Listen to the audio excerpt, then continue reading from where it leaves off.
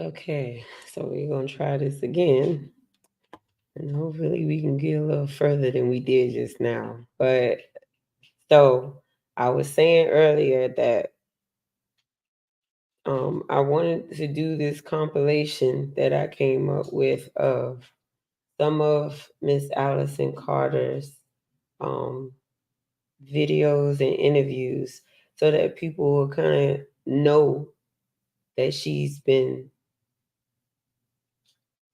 given information for a while. Like this goes back to 2020. I mean, election year, another election year. Um, but there's somewhat of a connection to her and the 2016 election year as well that I kind of put together. So I'm gonna let y'all just watch this, and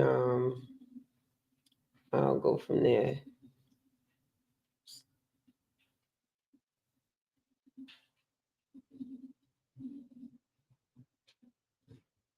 Oh, you know what? Um,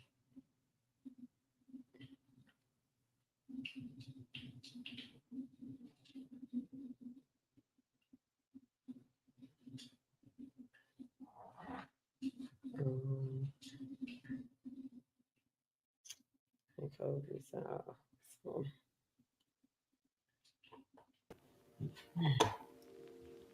referencing Oprah Winfrey.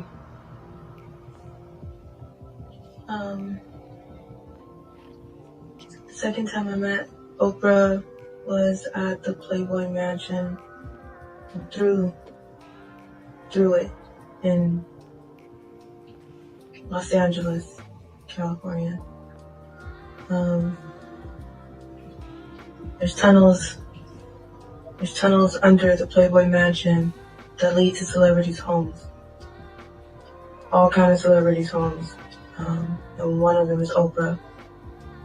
She has, well, I was invited to an all-black party. The person that, or the treat or whatever, the person that I ended up. You were trafficked to? Yeah. What about them? Huh? What about them? They weren't black, they were white. So when you say you went to an all-black party, does that mean they all wore black clothes, or was it black race? There was all black girls and black boys. And what about black girls and black boys to be trafficked? Yeah. What about the guests? Were they all black as well? No. So it was all black party just regarding children to be trafficked? Product, okay. Yeah. And you met her there the second time? Yeah. And then what happened? I was told it was a swinger audition and an orgy party. And the youngest that was at the orgy party was 9 years old.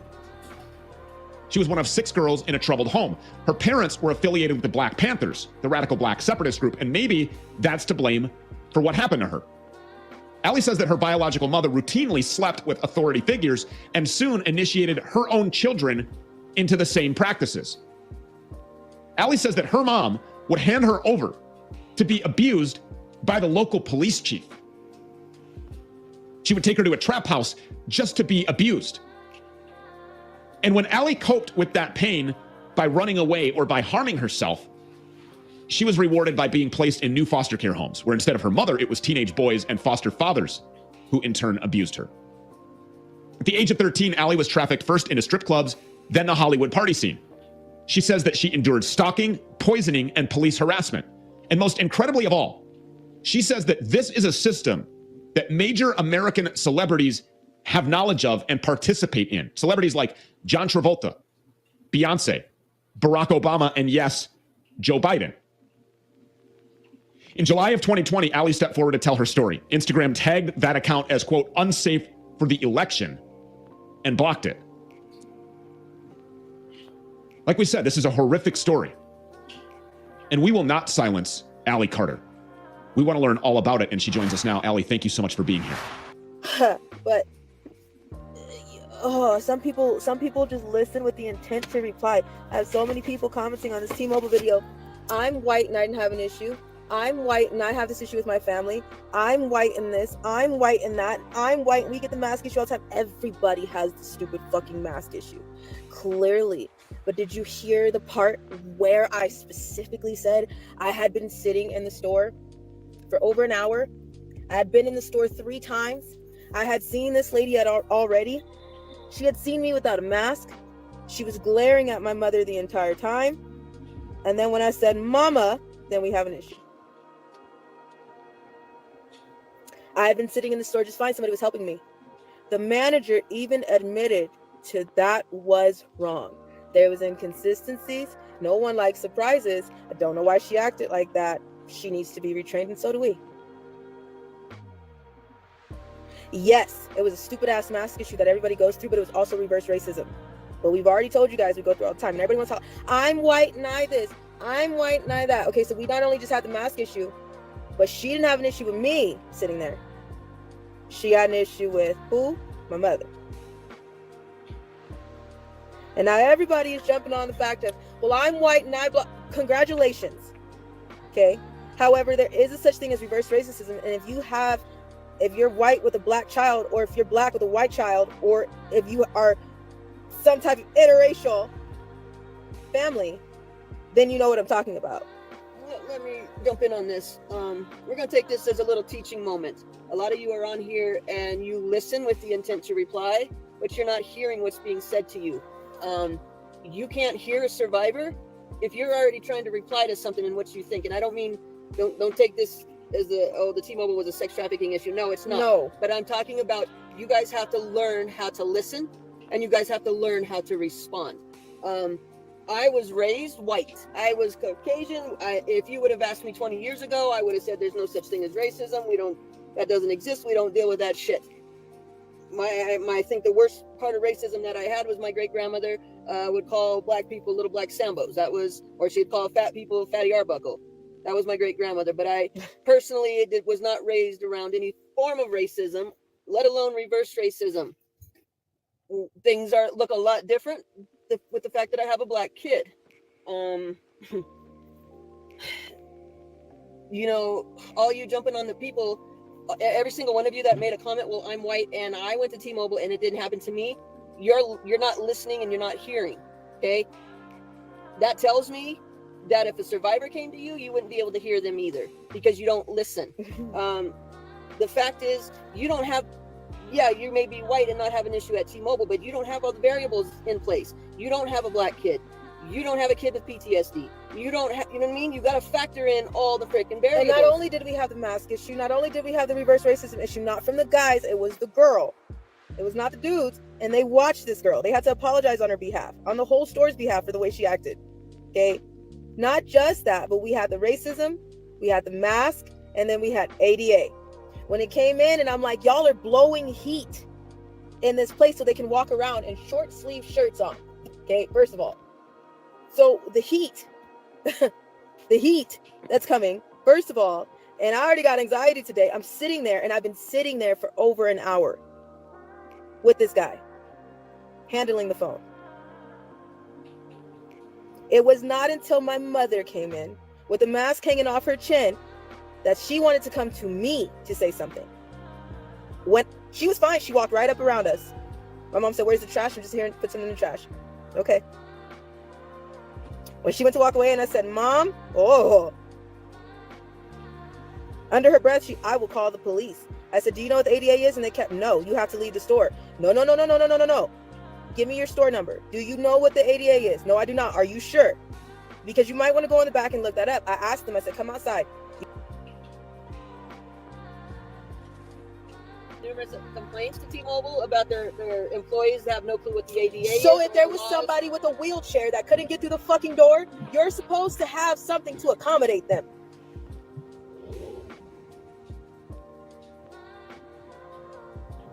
If your store is sitting on top of a hill, you're supposed to have a ramp and not just stairs so that they can come up and come into the store. you better make sure that your bathroom is handicap accessible for people who are in wheelchairs, or else you can get fucking sued. I wish I could just put you inside my heart for 2 seconds and put you in my head and help you understand, so I don't have to sound like I'm like going crazy. I, for a long time, didn't say anything because I feel like I've been through so much that people wouldn't believe me. Not just believe me, but they don't want to hear it because it's too much or it's too unreal. When people understand what individuals are going through in trafficking, you will never be the same. See, I didn't want to do this. You will never be the same. And what I mean by that is you will be so angry at what these rescue missions entail and what they find and what they have to pull these kids out of. Rape and torture, those words don't do it justice of what individuals in trafficking are going through right now. When I say the most vile, unheard thing you can think of, I tell people you would know when you find something because of the smell. See, traffickers, I don't know what it is, but have you ever seen Hoarders, the show, or just Hoarders in general? Or if you've ever been into a hoarding house, the smell of it is like, you know what I mean? Traffickers, we were talking about this earlier. Traffickers keep things. There's a joke, people say cunt or cum bucket or cum trash can. People don't understand that when I say traffickers keep every little thing, they will make they make glasses, okay, to have golden showers, piss in, to have cum in, and either make you drink it or they keep it as a decoration, even if they sold you. Okay, Like, there's so much, there's like... That's where trafficking stops and then satanic ritual abuse overlaps. I told you there's several components of this. Satanic ritual abuse is the next component we're going to start dealing with more. Trafficking is kind of the past videos we talked about, but here's where it starts overlapping with satanic ritual abuse. Yeah. You will see that with the Epstein documents, you will see that kind of any story that you find, the trafficker will keep a souvenir or a trophy from their victims. I don't know why that is. I recently did that live interview on Eastville. This woman in Eastville kept a cellar in the back of her house with all the daughters that she had, which included me and her dead daughter. All of her things were in there. I am talking about old tampons. I am talking about old used tampons. I am talking about fluid from their body that's even evaporated in the cup, but the cup is still there, okay? They keep the most nastiest, the most vile, unheard things after the fact. And they do the craziest things. If you have watched a horror movie, think of one of your worst nightmares and times that by 10, plus more. Some of the reasons why they keep these things are they can pull DNA out of it. Number two, they can use it for witchcraft, for spells.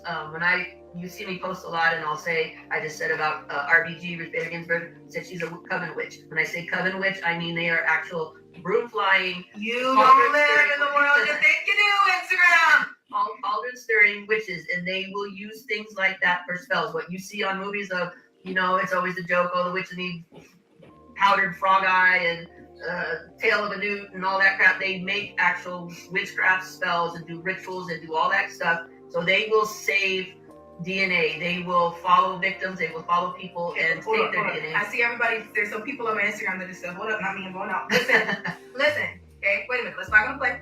Back on the whole play. When you finally hear what's going on, when the names finally come out. See, what pissed me off at the rally yesterday was the fact that people don't understand. See, I've been trafficked to high politicians. I'm talking about high politicians that people now worship to this day. Thank you so much for having me, Stu. I really appreciate you. So in July of 2020, you came out on Instagram. You couldn't bottle it up anymore. You made claims about Barack Obama and Joe Biden that shocked the world. How did it get there? Take us through your story. Well, as young as I remember, I've been trafficked through many elite places. I went from the Buckingham Palace to under the Getty Museum in Los Angeles, still under the custody of Child Protective Services, the child welfare system. It went from trap houses in your everyday neighborhood of Moreno Valley, California, and Los Angeles County strip clubs, and into Hollywood elite parties, there was never a time of peace in my life. And I remember very clearly, since 4 years old, there was never a time of peace in my life. It's been ongoing. Who started all of this? I mean, your mother originally. And then Yes. who carried on? How did you end up in Buckingham Palace and underneath the Getty Museum and alongside some of these household names that I just mentioned? When I was a child, there was many things that went on in the home. I tried to talk. I tried to let people know. Child Protective Services were called constantly since I was 3 months old. By the time I turned 13, I had enough of being raped and beaten and tortured behind rocks on my cell in Moreno Valley, California. I had enough of going through dealing with my mother's boyfriends. She was nothing of a mother, but I had enough of dealing with them at 4 o'clock in the morning. I had enough of being the favorite out of the girls. And I couldn't take anymore, so I tried to kill myself. When I turned 13, CPS came into the picture. I was put into mental hospitals, and then finally I was put into foster care. I thought things would be over from there. I thought it would be fine. And then after all of that, I started thinking that I was talking to someone online, but everybody knew me before I knew them. I was trafficked by a pimp who claimed to be 27 years old, and he was not. I found many passports, many different birth dates for him in his wallet.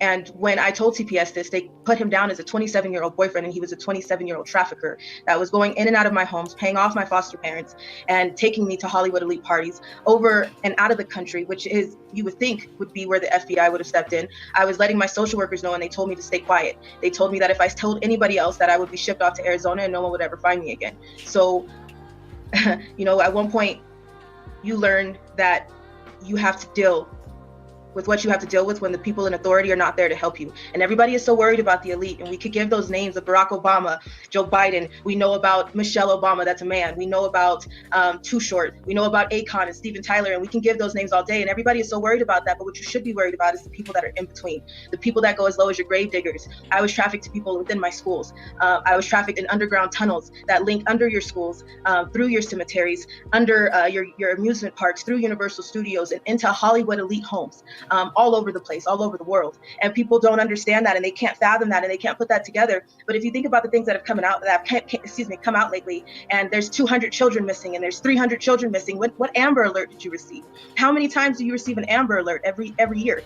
And if you think about that, how many children are coming up in your face that have been tortured and abused like this? It exists and it's real, and people don't want to face it. It happens in your schools every day, as your grave diggers, your trash men. Everybody is involved, but everybody is looking at the top, and that's just a small percentage. And you really need to look at the people in between.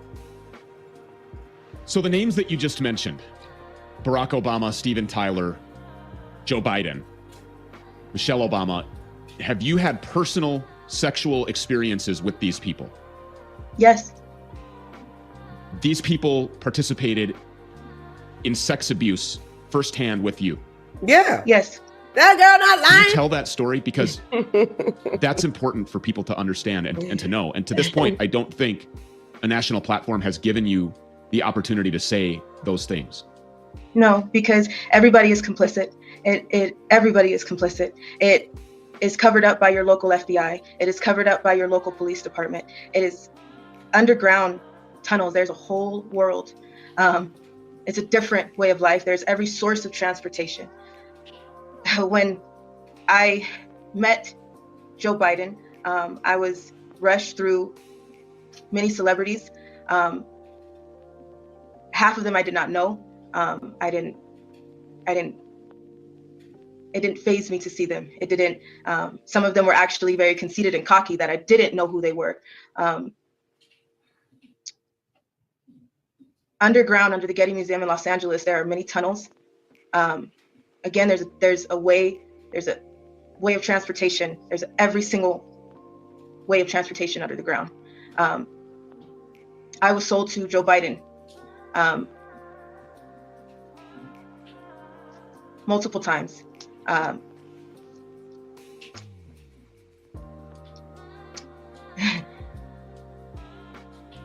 Sometimes people don't talk about it, because when you don't talk about it, it makes it okay. When you don't talk about it, it makes you bury it. When you don't talk about it, it's easier, and it kills that part of you. I was sold for blowjobs. I was sold for sex. There is many people who trade to eat, beat, and rape children under the ground. I have many friends that I've lost, and I have many people that I've met that didn't make it, that refer to me as a traitor. And that's because they're still dealing with this right now to this day. Yes, there are millions just like me. There are millions worse off than me. There are millions that people cut off their limbs so they don't fight them back when they rape them. There are millions that they take pleasure in draining their blood and using it as a source of a fountain of youth. People have many sick fetishes, and the Hollywood elite, we sign their paychecks. We sign all of their paychecks every single day.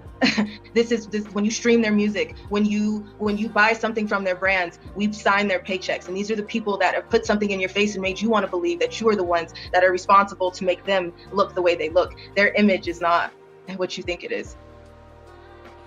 They are sick, evil people. This is something that has only recently become accepted by a large amount of people. Until now, a lot of people would look at you, Ally Carter, and say, you're crazy. Mm-hmm. And is that what these people at CPS held over your head and said, you're going to go to Arizona? You keep talking crazy like this. We're very concerned about your mental health. Is the gaslighting something that they did to try to make you doubt your own experiences, your own personal knowledge of what it was that was going on, the horrific tragedy that you were experiencing? I mean, is that what they would do? Is that the tactics? Yes, I was taught pain is pleasure. I was taught that you do not speak unless you're spoken to. I was taught that as a foster care kid, you have nothing but what's in your trash bag that you carry from home to home when you're evicted from foster home to foster home. I was in over 19 high schools in 1 year. I never stayed in a place longer than a month. I was never in a home. I was moved all around because nobody wanted to talk about it. Nobody wanted to do anything about it. The California Ombudsman was contacted. My foster mother, that is now my adopted mother, I'm adopted now. She went to everyone. She went to the police. She went to the California Ombudsman. She went to private investigators. She talked to judges, attorneys, lawyers. She went to everyone, and everyone shut her down. There was no help whatsoever. And she was made out to be the crazy one. I was made out to be the crazy one. I was a high-risk kid. I was moved from foster homes to level 14 lockdown group homes. And every single time something happened, every single time I came in with cracked ribs, with bruises, with bites, with rape kits beyond rape kits. No one did anything. I went from shelter to shelter, from CPS report to CPS report. And CPS is your cover up. CPS is corrupt. CPS buys and sells and trades children. That is their major facade. There are some good social workers out there. And there are some social workers that know that they cannot speak on things, they cannot do certain things, and they have to abide by certain rules, because if you don't, you will be abused too. Just like there is in the Brotherhood Freemason Cops. There is a secret society in the Freemason Cops as well. We are not safe. We have been threatened, harassed, stalked, and hunted down because I mentioned that I was trafficked under the Getty Museum. I have so much evidence. I have so much information, but I don't know who to give it to, and I don't know who to honestly talk to. Wait a minute. Do you hear what she's saying, though? She's saying that this is going way deeper than the elites and the politicians. This is also the employees working in the government.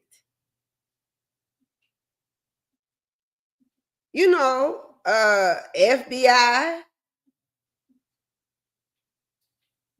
the police departments, the Justice Department,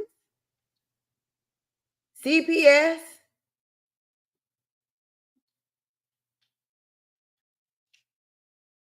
That's what she's saying. And I really do believe her because, you know, I'm a foster kid. And I got abused as well when I was in foster care. And me and my mother were in foster care together. And I would get abused when she was away. Because my mother was a teen mother. And I got abused when she was away from me.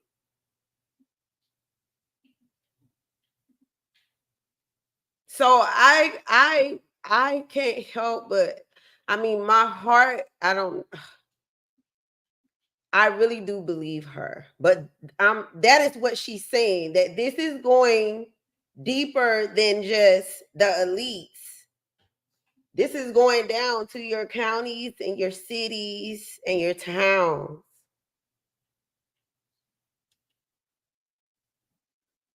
That have come of it. I don't know if Trump is going to do something, because that's the only reason why I do have something to believe in Trump, because he has given money to trafficking organizations, but 501c3s are cover-ups too. So what exactly and where exactly is this money going, and is there any really help? Because there's not. While we're out here, there has been our house has been broken into. I'm sorry. Our animals have been killed. We have been away from our home for a year. We can't go back without police coming out and asking us where we have been. We have been stopped and pulled over in 8 states without a ticket, without a warning, and without any logical reason. They just want to know where our car is, what time that we'll be back, where are we parked, and how long will we be out, and how much money do we have. This is not normal, and everybody knows that something is wrong.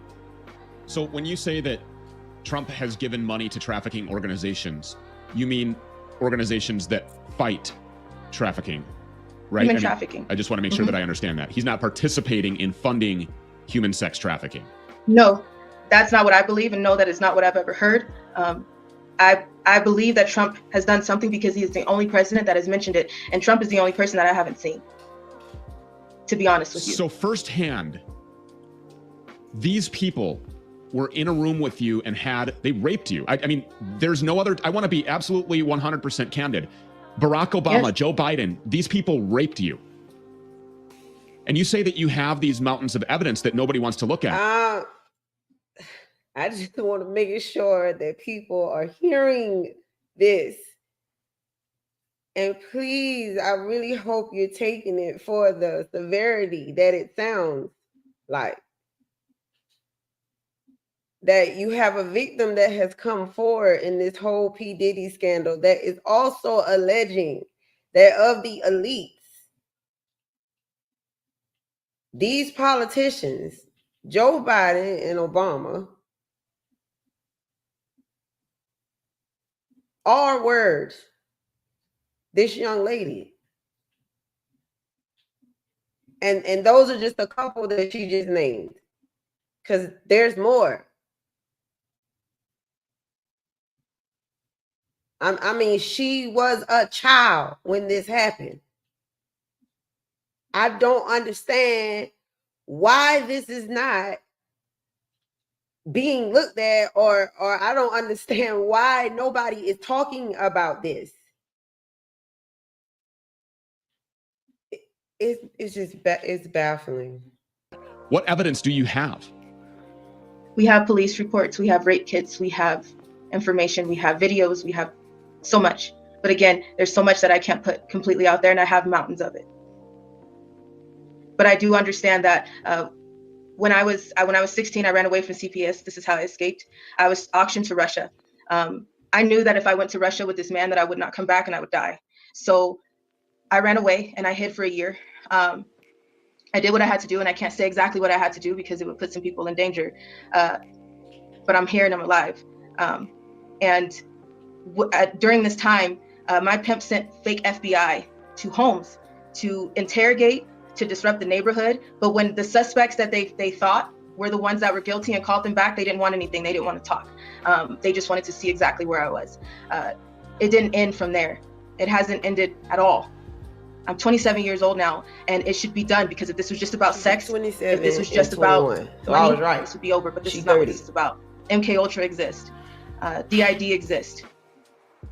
This hell exists. Explain that for people who don't understand what that really means. So what is this really all about? This is all about power and control. MK Ultra is a mind control programming. It happens. I mean, do I be speaking or do I be right now to Britney Spears, people just don't listen. Many celebrities just like that. But nobody understands and nobody knows, because it's a part of control. It's like someone has the remote to someone's life, and no one knows who's pushing the buttons. Dissociative identity disorder happens when you have nowhere to go with the trauma, when you have nowhere to go with the pain. So your mind splits and shatters into a million pieces. But those are people that have had to take a part of the pain and do what they have to do to stay alive. So a lot of your detractors, skeptics, would say Ally Carter waited until July of 2020 to come out with all of this on Instagram. That was conveniently just before a highly contested hot presidential election. This is a political hit job. That's all this is. To those people, what do you say? Before we get into that, it's interesting that she did this interview in an election year. Remember, previous to that election year, 2016, there was another supposed scandal where they were talking about the Pizzagate situation, where they were claiming that there were kids in there that were being trafficked out of this pizza place. That happened during an election year as well. And it was targeted at the same party, which is the Democratic, the DNC. Same thing. Once again, we are in an election year. And this is coming up again. And you got two presidents who have been named by this victim. That's coincidence? Are we still seeing that as coincidence? It was about child trafficking. In 2020, it was the child trafficking again. Now we're here again in another election year.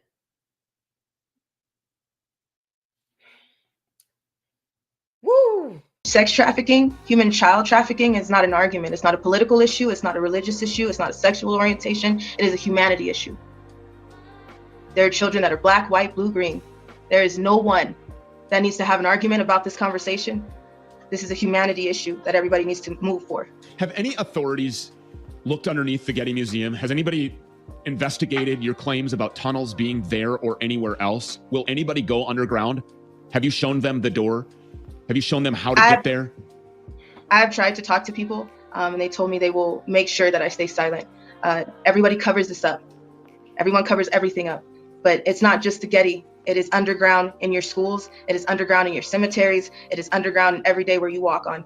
Who's manufacturing, who's building, who's creating these tunnels? I don't know. Do you have any idea? That's what everybody, I have no idea. I do not know who's at the top.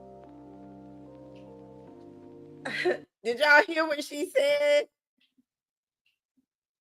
They are trafficking, and they have these underground layers where they're doing this. It's like a whole nother world almost underneath ground.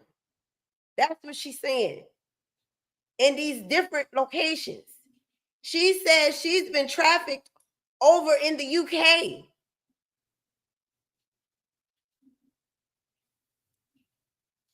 And in the United States, there's tunnels underneath these places. Remember, they said there was tunnels under the Playboy Mansion, which this victim also knows about. Do people that work at the schools, do they know that they're there? Do the teachers know?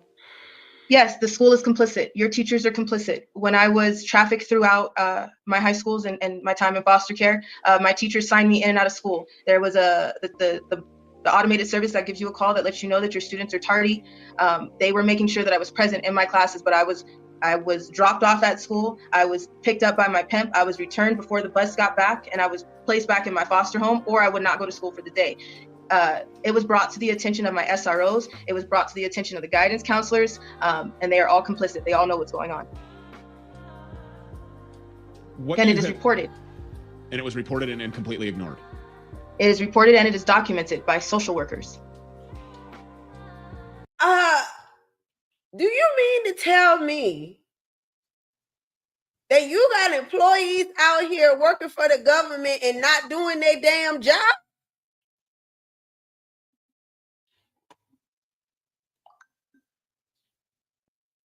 So you got You got people out here working for the public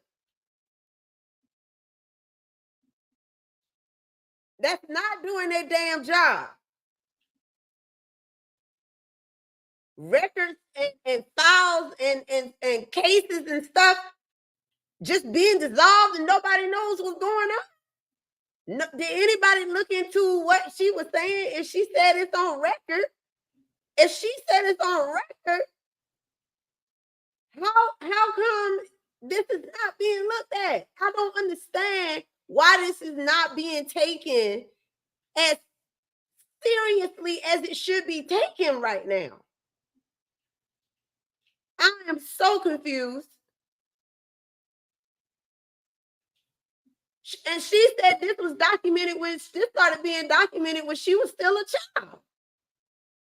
And in government, under government supervision. Because she said she ran away. She was in foster care.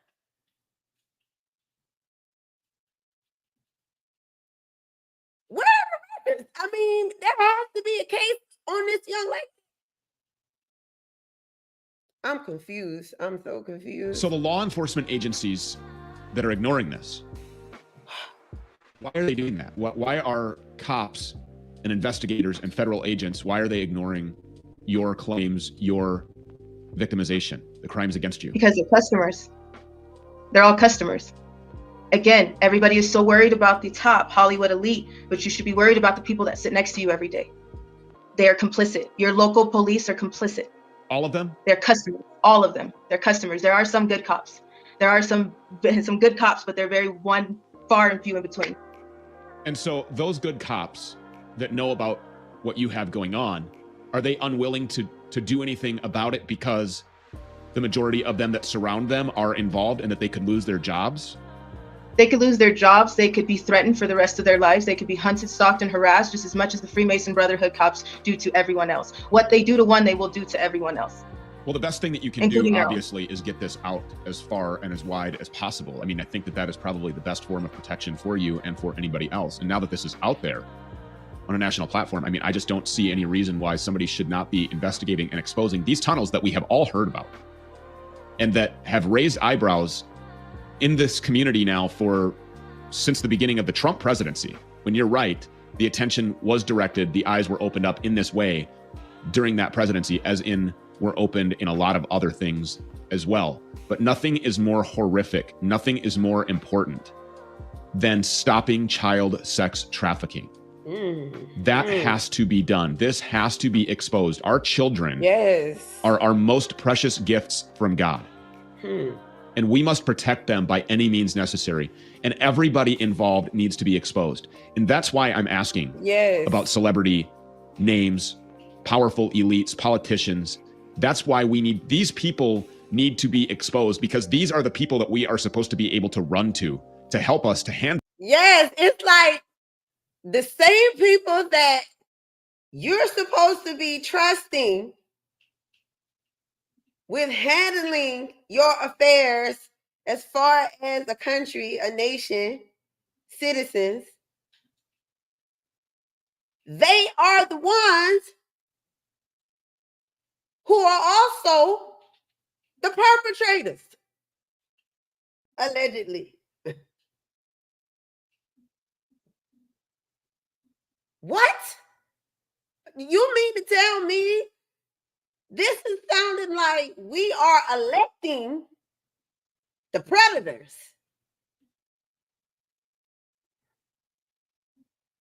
That's what this sounds like to me, because I keep hearing the same names coming up. And if you notice, this happened around election year.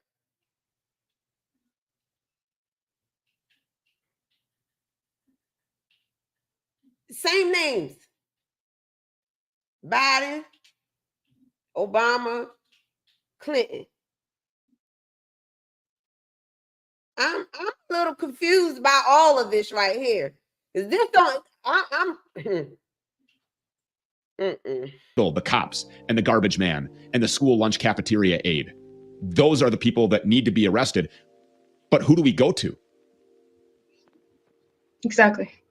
And that's what it worries me every day. I know there's no justice for me. I accepted that a while ago. I can't have kids of my own. I understand that there's a lot that I will probably never be able to have, including my childhood.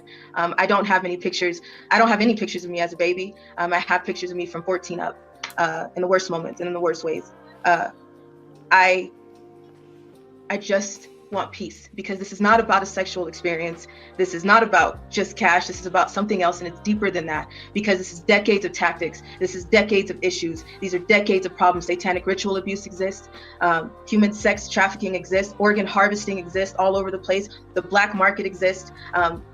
Humans, babies, children, 4-year-olds, 6-year-olds are having their bodies sliced open and used as human suitcases over the border. I have been trafficked over the border. Those babies are moved as if they're still alive. They put clothes on them, they sit them up, and they use them until their bodies cannot be used anymore. This is not just about sex, because after your body is used for sex, your organs are used for organ harvesting and selling on the black market, which goes to your hospitals. You wonder why a heart costs so much. You wonder why a liver or kidney. Oh my God. Are y'all hearing this? The stuff she is saying, it's like you've heard about it. You may have heard it being mentioned about the black market and them selling organs and stuff like that, but you have a witness to this stuff, where you have somebody attesting to the stuff that we only heard about. She is attesting to the black market, that they really are selling organs. These are children.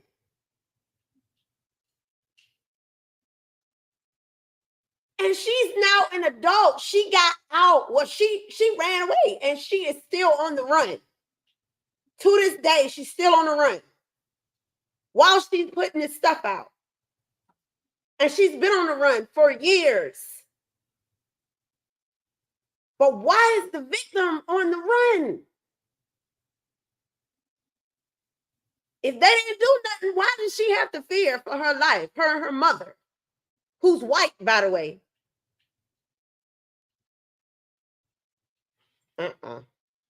Costs so much, and because of that, you can go to Mexico and you can get it for a little bit cheaper, and you wonder why. There is so much going on, and this is decades and decades of tactics that people need to wake up to and do something about, because again, our authority is not going to do it. Despite Once again, the distraction.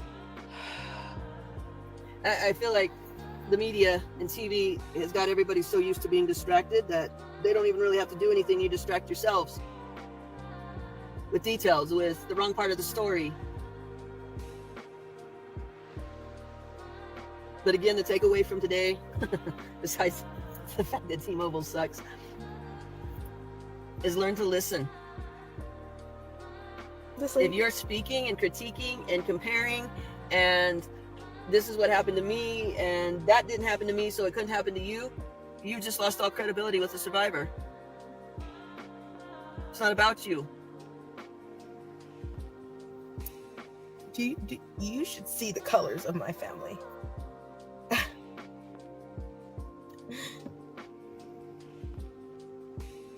So racist. And Why do you look like me? We do, like, in white world, where I came from, it would have never occurred to me that there was reverse racism or anything like that. But there's a whole gamut of responses I get for being Ally's mom. Some black people are very beholden to me, basically kissing my ass. And we don't like that shit. I can't stand that shit. I get so irritated real fast. Real fast. Kind of putting me on a pedestal, which is bullshit. I have white people of, oh, you poor thing, you adopted the poor little black girl. That shit pisses me off. Like the whole. Whoa. I feel like I don't even understand why that needs to be said. I mean, if she says that's her mother, and her mother says that's her daughter, what more is there that needs to be said? I don't understand why we're bringing color into it. Why does it matter that the mother's white? The mother has been helping her all this time. Remember, I just said she's still on the run. They're on the run together.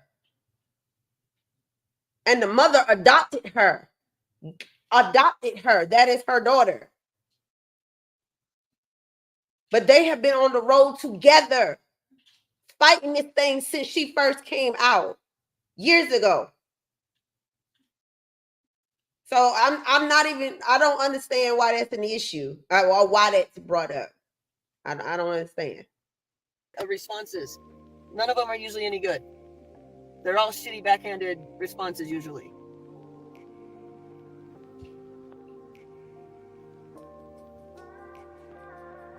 The headache of this though is you see what happens with some disinfo. It takes just a little bit to make all eyes go swoop. Enough for a distraction. That's what the whole world is doing to you right now. We can tell you right now that the Boulder shooting in Colorado is a hoax. All right, guys, look, we're going to talk about some things, and I'm going to attempt to talk about this as calmly as I can, because I'm so mad, and I am so disgusted, and I'm so irritated with what is going on in our society. I cannot take it anymore. I absolutely cannot take it. So we've got right now 2 stories, actually 3 stories over the past couple days that prove that we do not have a race problem in America. We do not have a gun problem in America. We do not have a gender problem in America. We have a heart problem in America, period. The end. Shut up. Shut your mouth. You're a moron. You have no idea what you're talking about. Okay? Racism is not alive and well in America. Shut up. You're a moron. You have no idea what you're talking about. Gun issues, gun problems in America is not a problem in America. Shut up. You're a moron. You don't know what you're talking about. Proof. Here we go. All right. Lil Nas X, okay? The rapper who came out as homosexual a year ago or so with Old Town Road or whatever it is, has come out with the worst music video I've ever seen in my life, where he homosexually basically has sex with the devil, okay? The devil, all right? Now, granted, I know that music videos have pushed the limits over the years, but grinding up on the devil, come on, dude, it's a little much, okay? He has even acknowledged that he knows that the base mass majority of his following are children, and he does not care. But it doesn't stop there. Oh, nay, sir, no, it's not. Now he has come out with Nike shoes that are devil shoes, Satan shoes. They're only making 666 pairs of them. They have pentagrams on them, and they even have a drop of human blood in them. Human blood. Are you freaking kidding me right now? What the fuck? What are we? Oh, y'all! I must be so late. I've never seen this ever. I must be so late. Lil Nas X came out with a shoe, and they were only going to manufacture 666 pair. He were calling them Satan shoes, and they really had blood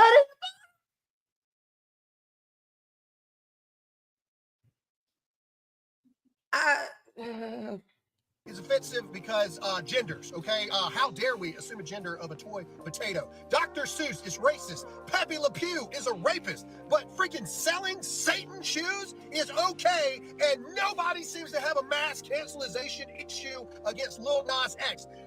Nike has come out, however, and said that they do not endorse this. He's doing it on its own. But yet, he's selling Nikes. Can't Nike have a cease and desist kind of thing? I would feel like Nike would have the power to do something like that. Also, Nike taking the moral high ground when they literally make their shoes from Chinese sweatshops is ridiculous in and of itself, but I digress. Also, let's talk about this, all right? Well, we don't have a race issue in America, and we don't have a black cop violence issue in America, and I'll prove it. I can't show you the video, because if I show you the video, it'll get taken down, because it's so incredibly graphic. Muhammad Anwar, an Uber Eats driver, is brutally murdered by 13 and 15-year-old black girls. Black girls, okay? The video is so graphic, I cannot even begin to tell you the mental, horrific images that will come into your head. It literally shows them trying to steal this man's car. He's trying to hold on. They literally put it in drive and take off. The door hits the guy 3 times. Then they wreck the car, flinging him from the car. He dies brutally. And then what happens? The police don't come and shoot the 13 and 15-year-old black girl. There goes your narrative right there, that the police are automatically, they just shoot black people for doing nothing. These people literally murdered someone, and nothing happened to them. They were, in fact, detained, okay? And what are they concerned about? What are they concerned about? They're concerned about their phone, all right? They literally step over the dude's dead body trying to get to their phone. Oh, God. What about the Virginia Beach mass shooting? Did you hear about that? No, of course you didn't hear about it, because it turned out it was two black dudes that did it, right? Does it fit the narrative? Does it fit the agenda? Does it? No, doesn't fit it at all, because apparently mass shootings only count when it is me, pretty much. White, male, Trump voting, gun loving enthusiasts. Apparently that's the only time it matters, right? Because you want to talk about stereotyping. According to a lot of people, to include the niece of the vice president, I am a white supremacist terrorist mass shooter, right? Boulder, Colorado shooter was the #1 trending thing in the world, while they thought it was a white guy that shot up everybody. But the second they found out it was actually an immigrant from Syria, poof, magic vanish, it's gone, because it doesn't fit the freaking agenda. Let me explain something to you. We do not have a race issue in America, okay? We do not have a freaking gun problem in America. In fact, we don't have enough guns. As proof of Muhammad Anwar, his life mattered too. Where are the protests in the streets? Where are people calling for say his name? They're not anywhere to be found, because it doesn't fit the narrative at all. It doesn't sell, because no one gives a flying crap unless it pushes the narrative of the agenda that the left is trying to push. Prove me wrong. At me. Please explain to me. Here's what I just want to say that here you go. You have another person who's pointing fingers at the DNC. I just wanted to say that. we have a problem with in America. All right, let's take the 13 and 15-year-old girl. People are like, oh, well, we shouldn't hold them accountable. CNN is even reporting that it was an accident. An accident? Are you freaking kidding me? It was murder. Cold-blooded murder. I don't give a crap if they're 13 or 15 or not. Oh, Grandma, we can't hold 13 and 15-year-olds responsible for their actions, even though it led to a horrifically brutal murder of an innocent man. What about the rest of their lives? What about the rest of their lives? Well, if it's not their fault, whose fault is it? Whose fault is it? It's your fault. It's my fault. Where are the parents, first of all? All right, this is the problem we have in America. We have lack of discipline within the home. We have absentee fathers. We have mothers that are more concerned about taking pictures with bikinis on and getting likes and followers on Instagram than we have people literally beating their kids when they're doing things bad. When I say beating their kids, I'm talking about discipline. I'm not talking about abuse. I'm talking about the fact that, look, man, in 2021, this whole kids need to express, shut up. No, kids need to learn that there is a pecking order in society, there are rules to be followed, and there are consequences to your freaking actions. I mean, can anybody deny that what he just said is? Can you deny that it's true? It is true. They do need to know the right from wrong, because if a child does something and you don't decipher for that child whether or not it's right or wrong, there's nothing stopping that child from doing it again. Nothing. Parents, because if it's not the 13 and 15-year-old's fault, then whose fault is it? Maybe they should come to your door, parents of the 13 and 15-year-old. Maybe you sucked so bad as a parent, maybe you should be punished. Oh, Grandma, that doesn't make any sense. So what do? We just let it go? It just didn't happen? Didn't happen at all? Nothing? Where is the freaking cause for gun control now that it turned out that it was a dude from Syria and it was two black guys in the most recent mass shootings? Huh? Where are they? They're not there, because it doesn't fit the agenda. Lil Nas X only has the reach and the popularity that he does to push the horrific things that he does because we allow it to be so. What are your kids watching? What are they watching? That's true. That is so true. There's more serious shit going on in the world. Half of your military is trafficking children. Your everyday police, it has a meeting tonight with a strip club. Your firefighters that fight your fires, that you think is your everyday heroes, there's some of them that are good people, because I know some firefighters now, and I know that there are some that are some good people, but there's half of them that, just like the police, they got the brotherhood.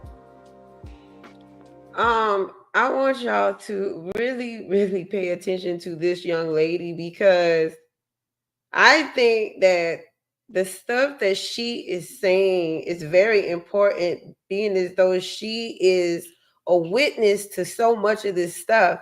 And not only that, she's a part of an organization full of them, like full of these children that were trafficked, full of them. And some of them are still in. They can't get out. They're scared. That's why I think what she has to say is significant, because she's saying it's still going on. And we have a chance to do something about it by forcing the ones that are involved to be held accountable, all of them.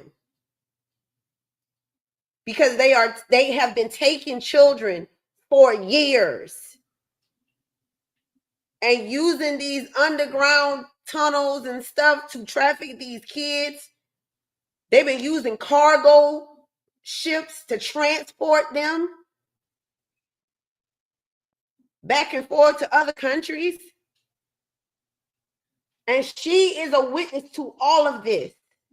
She was directly involved, as in firsthand knowledge. And she is saying this about our whole government system.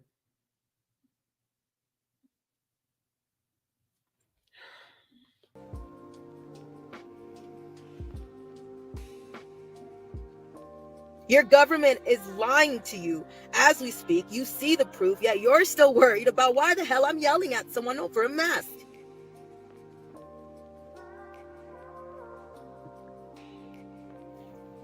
And somebody told me today, like, it's painful. I know it's painful that you have to be the one to wake people up. I don't feel like I'm the one waking people up. Don't take that another way. Because some people have to see some shit. But unfortunately, it's the same thing as some things that you've seen on Hunter's laptop. If you didn't see him raping people, if you hadn't seen his dick so many times, if you didn't see him. Hold on. When she says Hunter's laptop, she is talking about Hunter Biden's laptop. Remember, I said a lot of stuff happened around election years involving these things that came up about child trafficking. In that same year, I believe Pizzagate happened, and then during the Obama in 2020, I believe the stuff came out about the laptop. So this is Hunter Biden's laptop. Literally, physically torturing young teenagers. Some people would know. If you didn't know that there were elite plucking at children like they're pieces of Cornish hens, then you would know. So.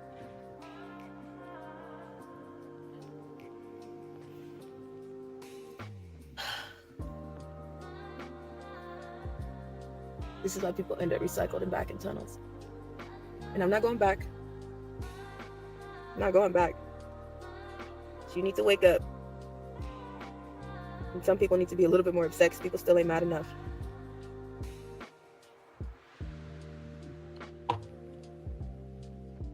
I was 13 years old when I went to Turnabout Ranch. I feel like it's very important for me to speak on this because I kept my mouth shut for so long. Y'all know who this is, right? This is that young lady, Bad Baby, from Dr. Phil. I did touch on it a couple times in different situations, but I really want to get my whole story out there and let everything just be out, because that's the thing with these places is you have no evidence. You don't have a phone there. They don't have cameras there. Like, there's no evidence of none of this. And obviously all the staff is in on it, so they're not going to snitch on each other. All you really have is the kids that are there. So a young lady, her name is Hannah, she recently spoke out because while she was there, she was sexually assaulted. And then when she reported that she was assaulted, she was punished by staff. Now, when I seen the punishment she was given, I knew, like, okay, I really have to say something. Like, I really have to have her back on this because I truly believe that they did that. So, Dr. Phil, I'm going to give you from now till April 5th to issue an apology, not only to me, but to Hannah and any other child that you sent to Turnabout or any other program like this. And if you don't, I'm going to handle things my way. Somewhere in the middle of August, I went on the Dr. Phil show, and my mom and my grandma knew they were sending me here. I didn't know I was going. I went school shopping right before, because school was supposed to start when I got home from LA from doing the show. So part of the whole Dr. Phil show is they send these kids to either Turnabout or these other programs that are also in Utah, but they're all wilderness programs and they're all fucked up. Okay, so Turnabout is in the middle of Escalante, Utah. It's a very, very, very, very small town. It's got one gas station, one grocery store. Everybody knows everybody there. You see you're in the middle of nowhere. You know there's nowhere to run. If you try to run out there, they're gonna find you, you're gonna get in more trouble, or if you do get away, you're gonna get eaten by a coyote or something. I was taken there against my will. They give you transporters. Transporters are two people, a male and a female, that come in the middle of the night. They don't tell them where they're going. They just take them, they handcuff them, they put them in the car. It's basically like kidnapping. We got there, I got out of the car, and I just seen it looked like nothing. It was just super dark. I seen like all the circles and stuff, and I seen the little cabin, and I was like, oh shit, I'm not built for this. Like, I'm this little bougie ass. So for the first 3 days you're there, there's no showering. They put you in a circle, which is it's a teepee. It's a little teepee, but it's open, and you have to sit there for 3 days. And they wouldn't let me lay down for nothing. Like, I was falling asleep, and they were like, get up. So I'm just sitting here like, this is gonna be really bad. When I seen these people have no sympathy, I was like, oh, I'm really doomed. They strip you from your whole personality. You have to act like just whoever they want you to act like. They told me, okay, these are what your chores are gonna be. I don't remember what they were, but they're like, these are what your chores are gonna be. This is what you're gonna be doing. Here's your level 1 binder. You do the same thing every day. Chop wood, take care of the animals. This place is all about taking away privileges. Like, okay, yeah, the phone is a privilege, TV, like all that. But they take away like necessity privileges, like sleeping on a bed, eating good food, not being cold. I remember the first time I got in trouble. Now, this is my first time being here. Like, I don't really, like, yeah, y'all explained to me the rules, but I'm 13. Like, I don't really know, like, exactly what I'm supposed to be doing. There's been times where I reported another student acting inappropriate, or just anything like that. Didn't even have to do with me, and I would get in trouble for just witnessing it. If you reported another kid, like, getting bullied by, like, their peers or something, they would just say, well, maybe that's what they need, or, like, something like that. Even though there was written rules, if a staff was angry at the moment, or if you just did something that they felt was bad, you would get your own punishment. Like, they would make up their own punishment. It's really frustrating, because even if you don't know the rules, if you fuck up, you're still in trouble. There's not no I didn't know. You're still in deep shit. I mean, shit that's minor is major to them. So if you do something like the tiniest thing, you get a check. If not, you have to be on reflection. Reflection is punishment. When you do something so bad, or if you do anything that ticks them off, you have to go in reflection. You walk in the arena for hours on end. You sit outside in the cold on the floor. You have to pick up piles in a wheelbarrow of horse shit, and they want big piles. So if you have to do 25 piles, you're really doing like 50 wheelbarrows. So while I was there, just a lot of crazy things happened. I seen a kid get held down for trying to leave. Just honestly, I don't think he was trying to run away. I think he was just trying to like walk out the door and just like get some time to himself, and they restrained him. They held him down. They had no problem holding kids down. It's just our word against the staff's word when you're there, because there's no witnesses, there's no cameras, you don't have a phone, there's none of that. That's why I was always so scared to speak out, because it's like, no one's gonna believe me. A lot of things that like happened to me there, it hurt me so bad, because I was genuinely like confused. I'm writing letters to my mom, like, Mom, I will do anything. Like, you don't understand what this place is like. Like, you can't do this to me. Like, I will do anything. I will do therapy every day. Like, I will go through an outpatient program, all that. Like, just please let me come home. The staff when I got there was this dude, Jimmy, and this dude, Ted. These are the night staff. 2 of the night staffs around me, they were really, really sweet. One morning I was cleaning up for breakfast, and one of the staff members was sitting right next to me, and she had her walkie on her, so I heard everything. One of the kids, he had tried to steal a car or something. Everyone was screaming on the walkies, like it was really crazy, and he ended up killing one of the staff members. They made all the kids that were at Roundy come down, and then they told us not to tell us anything. A day later, they have us all, every kid that's at Turnabout, they have us all in a circle, and they're like, listen, there was an incident, I know some of y'all heard it over the walkies, Jimmy died. And so we're all freaking out, because Jimmy was, like I said, he was one of them that was there the first day I got there. He was really, not only did Jimmy die, but one of the other staff members that was there at the time, Alicia, who was the daughter of the nurse.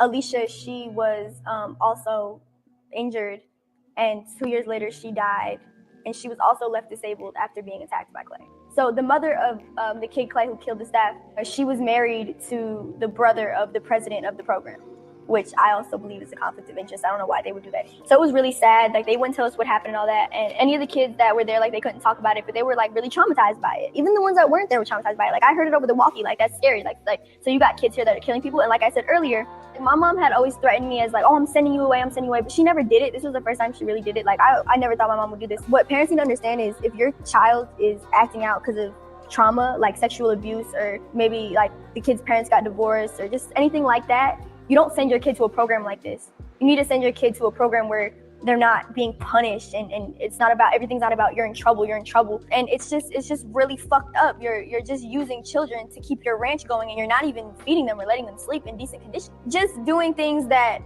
no one would ever want done to their child, and not even and doing it to kids who are so helpless. And when you know that you're watching their letters, you know that they don't have any contact with their parents. So I'm not really sure why Dr. Phil still sends kids here. It really doesn't make sense. Like, are you trying to help them, or are you trying to hurt them even more? Because, I mean, we all know he's a phony as it is, but like, don't be sending kids somewhere just to make it look like you're trying to do something. There was already lawsuits before I went there. There's now many more after, but there was one as far back as 2012. Now, this place has been going since the 90s, I think. So I could just imagine like how much bad stuff has happened there. These are documented things that have happened. Just the abuse, the malnourishing, physical abuse, mental abuse, all that. And this place is still up and running. It just doesn't make sense. How could you not know about the murder? It was on national news. How could you not know about that? It was on national news, but you can also still find like articles and stuff. But I did look up where this ranch she's talking about, and it has low reviews. Like, nobody's suggesting that you send kids here or anything, but it is still open. It's still running now.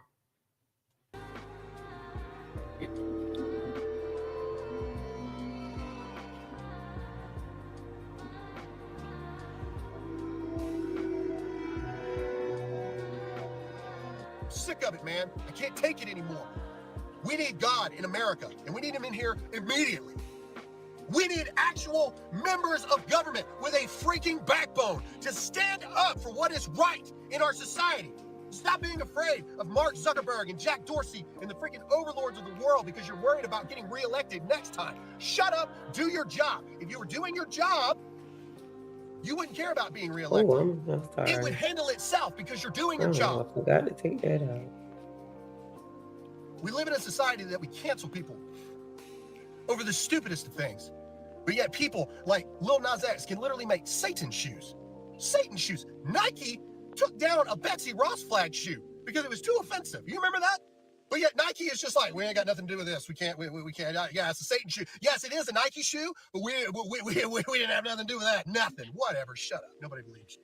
And even if you didn't, you have the ability to freaking like stop them from doing that because it's a bad look. Nike is a bad look. It's not a good look at all. Satan shoes. What the? I understand that. We do not have a I race never issue heard in of America. that. We have a cultural issue in America through mass amounts of cultures. We do not have a gun issue in America. We have a lack of discipline at the home. We have a lack of Jesus in our life and in our government. We have a lack of justice because our people that are supposed to enforce the laws and create the laws are corrupt. And if the people making the laws and enforcing the laws are corrupt, how can there be true justice anywhere? The media is the enemy. They do not want to show you the good of the world. They want to show you the bad because the good doesn't sell. The bad does. Oh my gosh, how many people can relate to this? That the good does not sell, the bad is what sells. The negativity is what sells. And that's what they continue to put out there.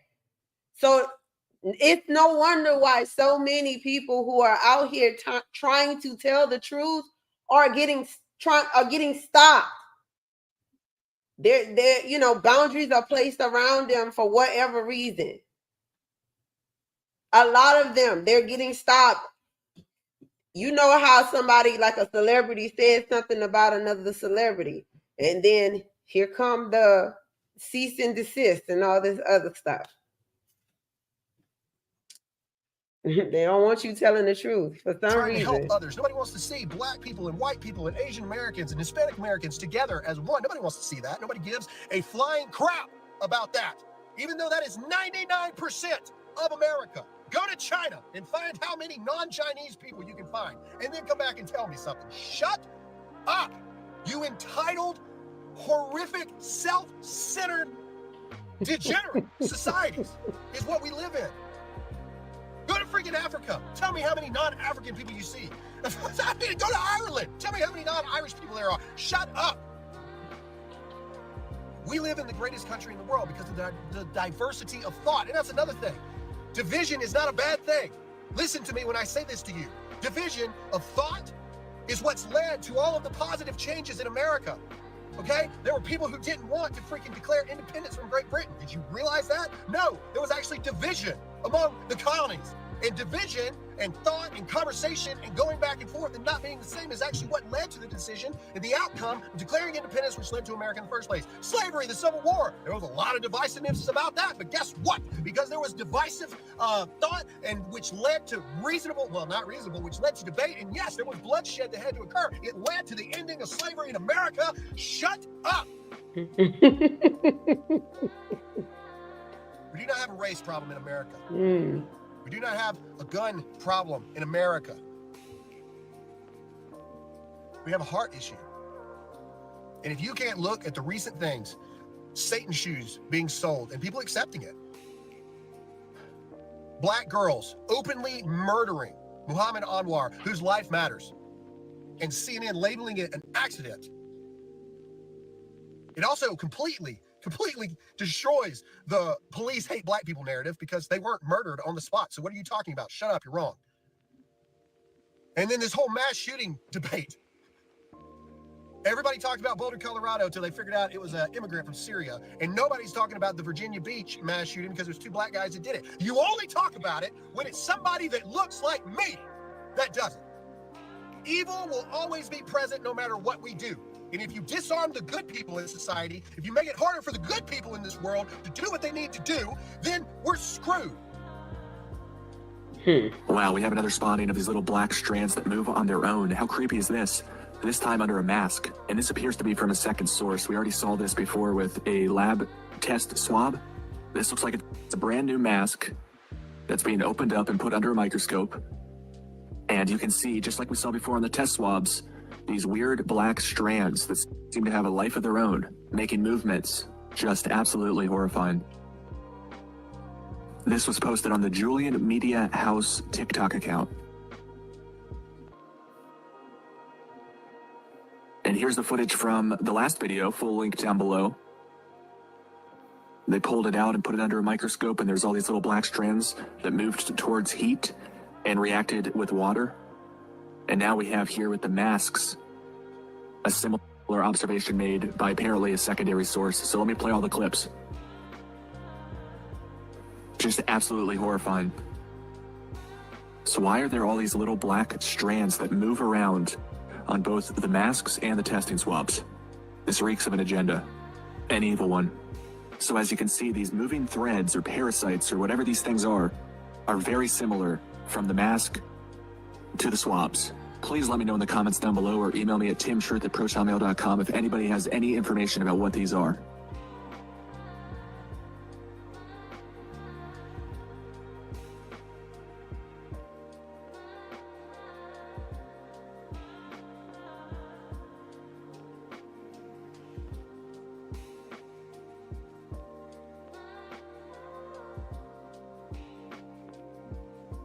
Okay, so when Allie first came, she was telling me about how they train the children, and they will take actual Disney characters. You know, sometimes you see, oh, they're kind of a knockoff character. No, they're actual Disney drawings and actual Disney movie cartoon characters. The princesses, the 7 dwarves, and they make pornography with them, and it's to train children how to have sex. So they will make the children watch these videos. In case y'all didn't hear that, she said that they would take Disney characters and use them for sexual explanation to the kids. Videos, these cartoons over and over and over. And so usually it's the, was it hentai? Yeah, there's hentai, there's the Chinese, there's anime, and then there's regular Disney animation, Jake and the Neverland Pirates animation. So when we want to give coloring books or toys, we want to keep them as generic character as possible. Not marketing brand like Disney, like not Disney princesses, because a lot of times they might have extra connotations to them. And everybody has their story that they have went through. Everybody has something that flashes them back or triggers them into where they come from. For me, that was a lot because I went through things since I was a baby. There are, excuse me, I'm sorry, I need to start being a little bit more real with you guys because you guys need to understand. So like I said, I'm on my Instagram live, so please get off here if you're under 10. I love you. Bye. Okay, thank you. But there are certain type of toys that would be okay to put in these homeless bags for children, you know what I mean? But there are certain type of toys that favor screwdrivers or dildos or I'm sorry, I forgot to tell y'all that is Shelly. Shelly is Allison's mom. So this is her mom. For little boys that are in the life, there are things that they use on the little boys that are similar to what looks like an ink pen, or is what similar to what looks like a screw, a regular screw, or a corkscrew. There are certain books, certain smells, certain bottles, the shapes of things that will trigger you, is what I'm saying to you. There were my mom and my grandma, you know, we all work as a team when we're doing this, and they were throwing things in the bags, and I'm like, whoa, hold on. And my mom has been doing this for before I was even a thought of, okay? My grandma was a deaf pastor and used to give back to the homeless. But with the rescued children, it's a little bit different. If you have seen the videos, there's a child who, she's probably about 6 or 7 years old. I'll actually post this to my story because I know where this video is. Sorry, but my story might get a little graphic today. I'll post this story, but there's a little girl, she's sitting on the bed and her eyes are blacked out. And she kind of has this spoon in her hand and she's just kind of tossing the spoon. She can't really see, but she's sitting on this bed. Well, as you know, that's something called panda eyes. When a baby or a child is raped to a certain extent, the blood vessels around their eyes will pop, causing like a black eye, as well as known as panda eyes, which Lady Gaga, if you want to look it up for yourself, boasts about and makes fun of. These are things that victims suffer. Now, I went and found it. What she was describing just now when she said how if a child is R word, if they're forcibly R word, their eyes will get like this black around the eye. And she said that's what's known as panda eyes. And then she said something Lady Gaga likes to boast about. So I went and found the photo, and I translated because she wrote it in Spanish. It's in Spanish here, so I translated. So read on the sides here. Okay, I'm gonna read it. It says it's pedophile slang, and we're talking about panda eyes. It's pedophile slang for child otomy. When a child is forcibly automized, their eyes can turn into black circles due to the blunt trauma involved, making their eyes look like a panda's. There are even clothes sold online that say panda eyes for the Edo community. Many pedophiles joke about it. There are many symbols and codes that they use to let other pedophiles know their perverse preferences. Pay attention to this. Cheese Pizza tells others that they like little girls, while Pepperoni Pizza says that they like little boys. Now, if y'all think back, does this not sound familiar? Like we've heard this before? Because I'm going to tell you, we have. We've heard it before. Go back to Pizzagate. This is 2016. Go back to Pizzagate. You've heard it before. And this is Lil Gaga writing this. This is her translation. I can't read the rest. But this is her translation right here from her post that she made.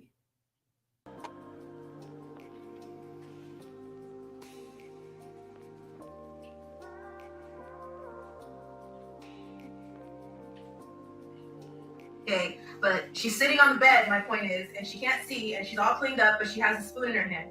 The reason why we're getting these backpacks ready because we are putting the toiletries in them.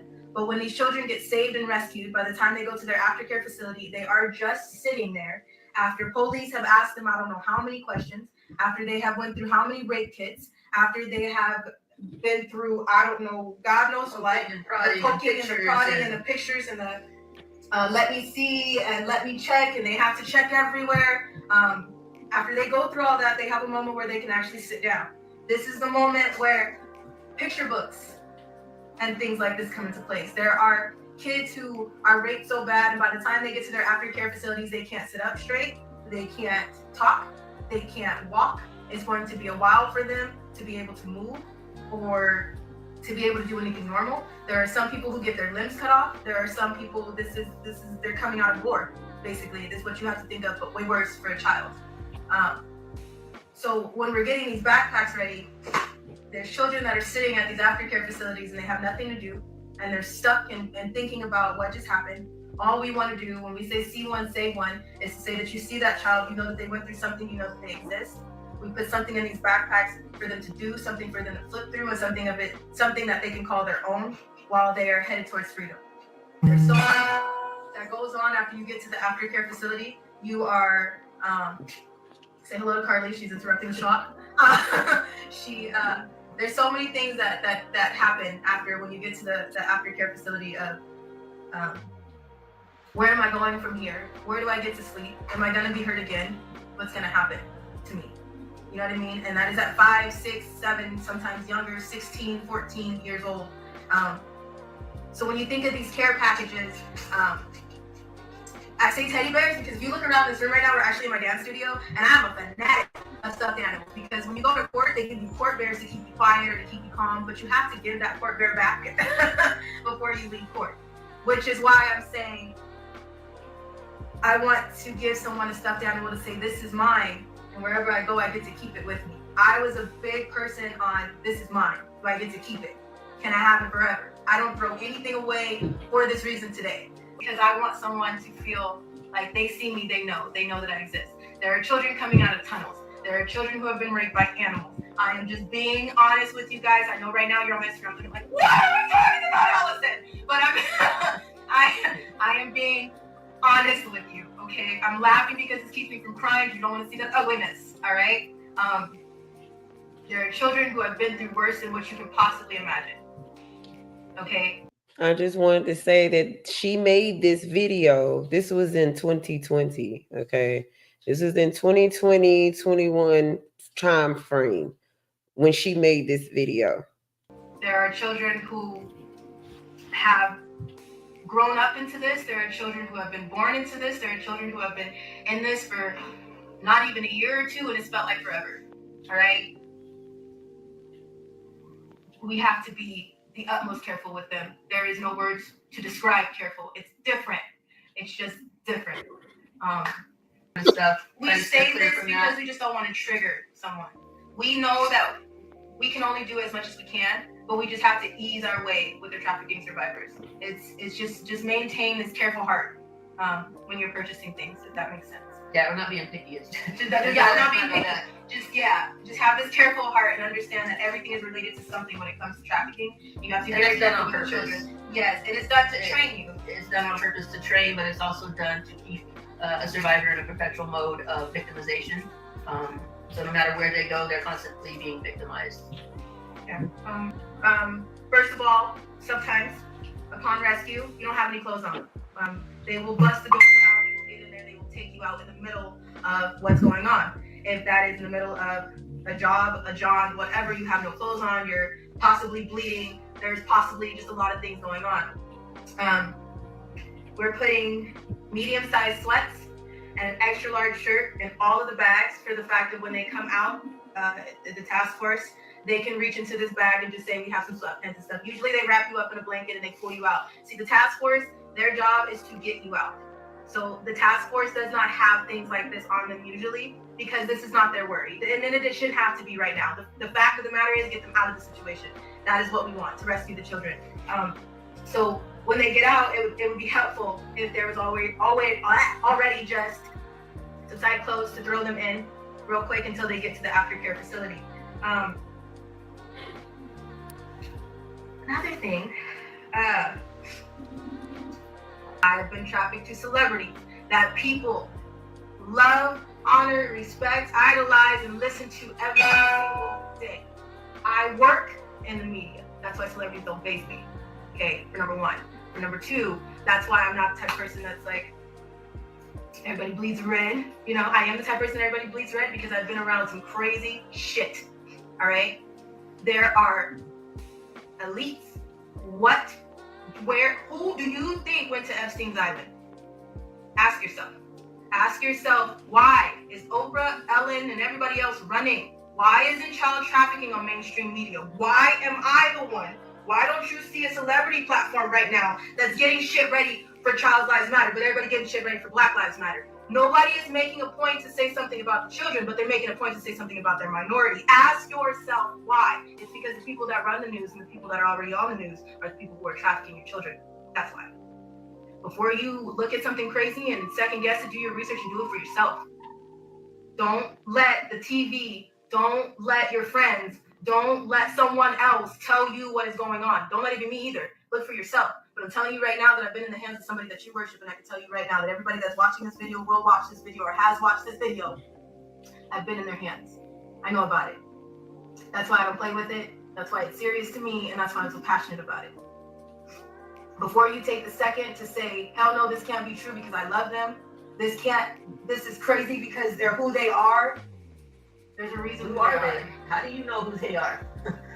They know who they want you to know. They give you the information they want you to know. You see the things about me that I want you to know. So what do you think celebrities do? Instagram. See, we haven't had this talk on my Instagram, so I see a lot of people that's like, nope, can't do this one. Nope, you're about to. No matter if you like it or not, it's 2020. There's so many things coming up and will come up before this election that you will have to do because you just don't want to and you just don't go through it. All right? And when these children, there's so many people being pulled, there's only children. Ask yourself, how many children have been pulled out of the ground in the last 3 months and in the last 2 years? When they're finally out, when they finally go through their rape kits, when they finally clean up the wounds, heal up the bruises, put in the stitches, the staples, and do all the surgeries that they need because their bodies are all out of whack because of all the wicked things that people have been through. There are cosmetic surgery that traffickers have to go through, some of them survivors. I can't have kids of my own. Thank God it wasn't that brutal for me, but I know that it can be even more for somebody else to the point that your body, excuse me ladies, your vagina is reconstructed because someone tore you up so bad that you can't walk. Whoa.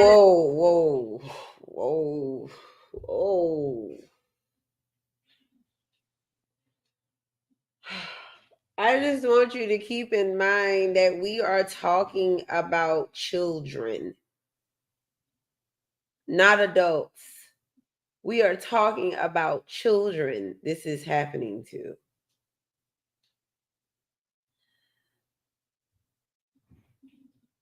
Children.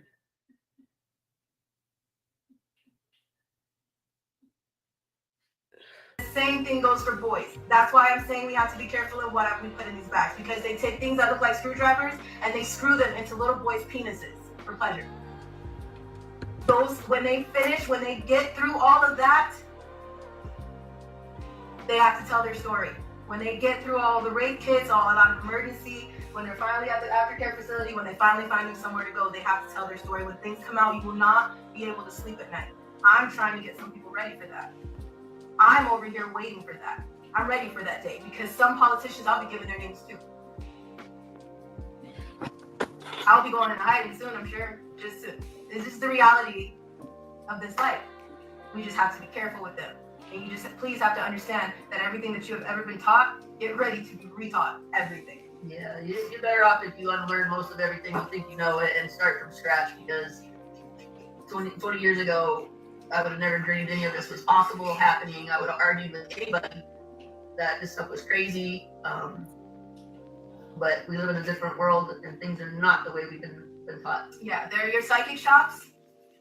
How do you think your psychic shops stay into business? I'm going to tell you right now that I've been through those and your psychic shops are facades. They're smoke and mirrors. I don't do Halloween. I don't do magic because I've been through that crap. It's very real. let's talk about the psychic shops real quick. Your psychic shops are usually in prime real estate property in your town. They're in every town. They're basically a broker. They broker trafficking. They broker drugs. They are the middleman, so to speak. Pay attention to your psychic shops. You never see people coming in. You never see people leaving. How do they stay in business? You might want to ask that. And about all the discounts and stuff. I'm gonna tell you right now. That's all coded. Riverside, California, off of Arlington. Arlington and Magnolia, I right have been to this shop. Calling it out right now. There's a lot of things that you guys will find out that is unreal. They're not real. And the thing is, when you I just want to say that this lady is a witness to the child sex trafficking area. I'm telling you, this is big. This is big. And I absolutely believe they are tracking her. And they have been tracking her. Oh my God, I can see why. And she is not, to me, she is just a little bit too matter of fact, like, this is the real deal type thing. Where if these people that she is alleging did these things to her, and she comes out and publicly states that in a court against these people, I mean, this is huge. This is huge because she knows stuff we don't know. We don't know anything about these tunnels and all these secret rooms and stuff like that. She knows. She says she got recordings and videos, all of that. And then let's not forget the cases that were reported to CPS and law enforcement, where there's a record, or there's supposed to be a record. find out what's going on in these places, you will never be the same. I am terribly afraid of dentists.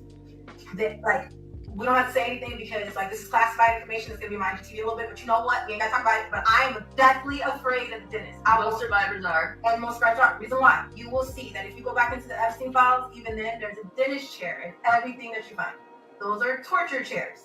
The dentists, they hire dentists to come put trackers and all kind of crap in your teeth and torture you.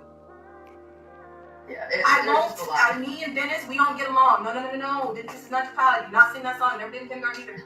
And because I go way back, there's so damn much. I can't. There's no video. You guys would have to come to a whole we would have to make a whole night for everybody to come out live for a whole 3-4 hour session for me to barely actually get to the real trafficking.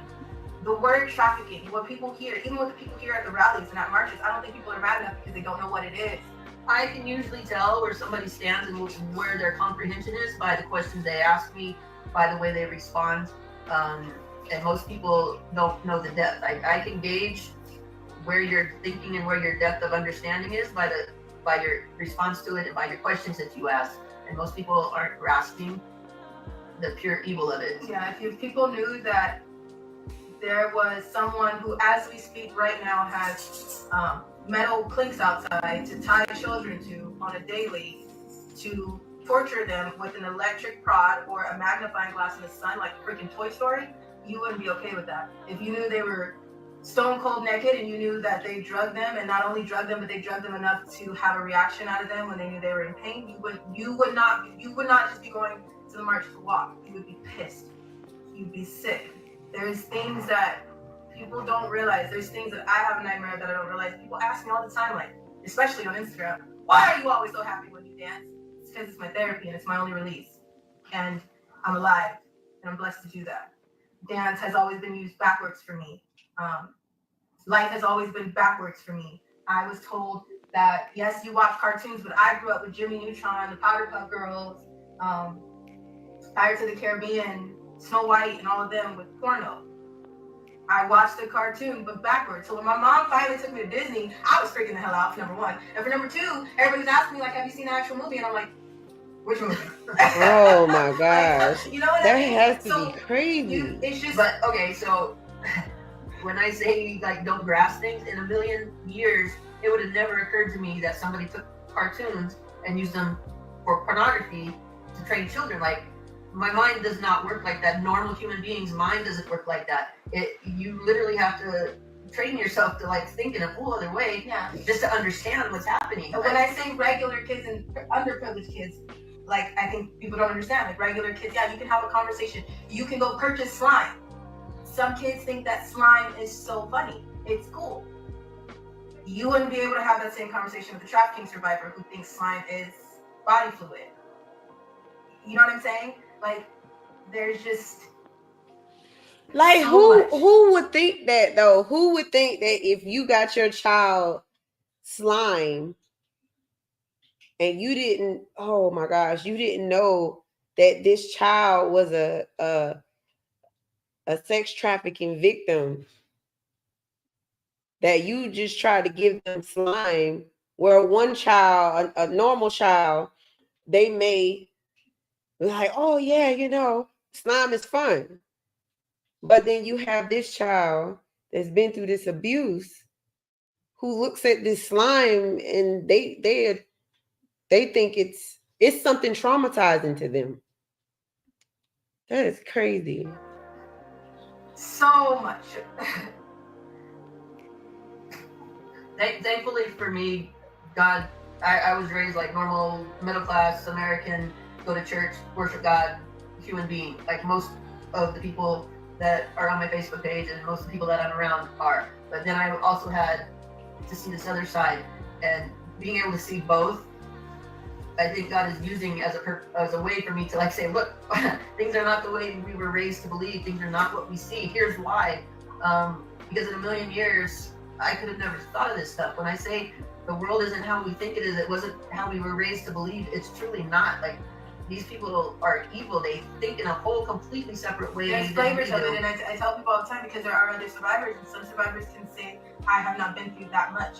And when you say that much, there are people who, like, you get caught up in it with your family, or you got caught up in it with a person online, or, you know what I mean, something like that. Then there's being taken into underground bunkers. Then there's having jobs of someone beating you or torturing you or shocking you or tying you up and putting you in a pool, like in a hog tie, and raping you and making sure that you can wake back up from it. There's being put in a casket with bugs and spiders and worms and all kind of things, and being buried alive in a plastic bag and then taken back out and told that you were saved. There's so many different things of trafficking that I don't think people understand.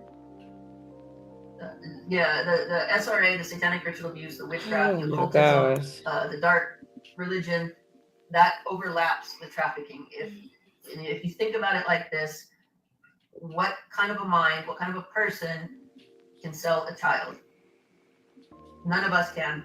No average American that was raised middle class in that normal American patriotic mindset. What kind of person will be able to stand still? Are you the kind of person that's able to stand still and watch somebody beat the hell out of somebody that's defenseless?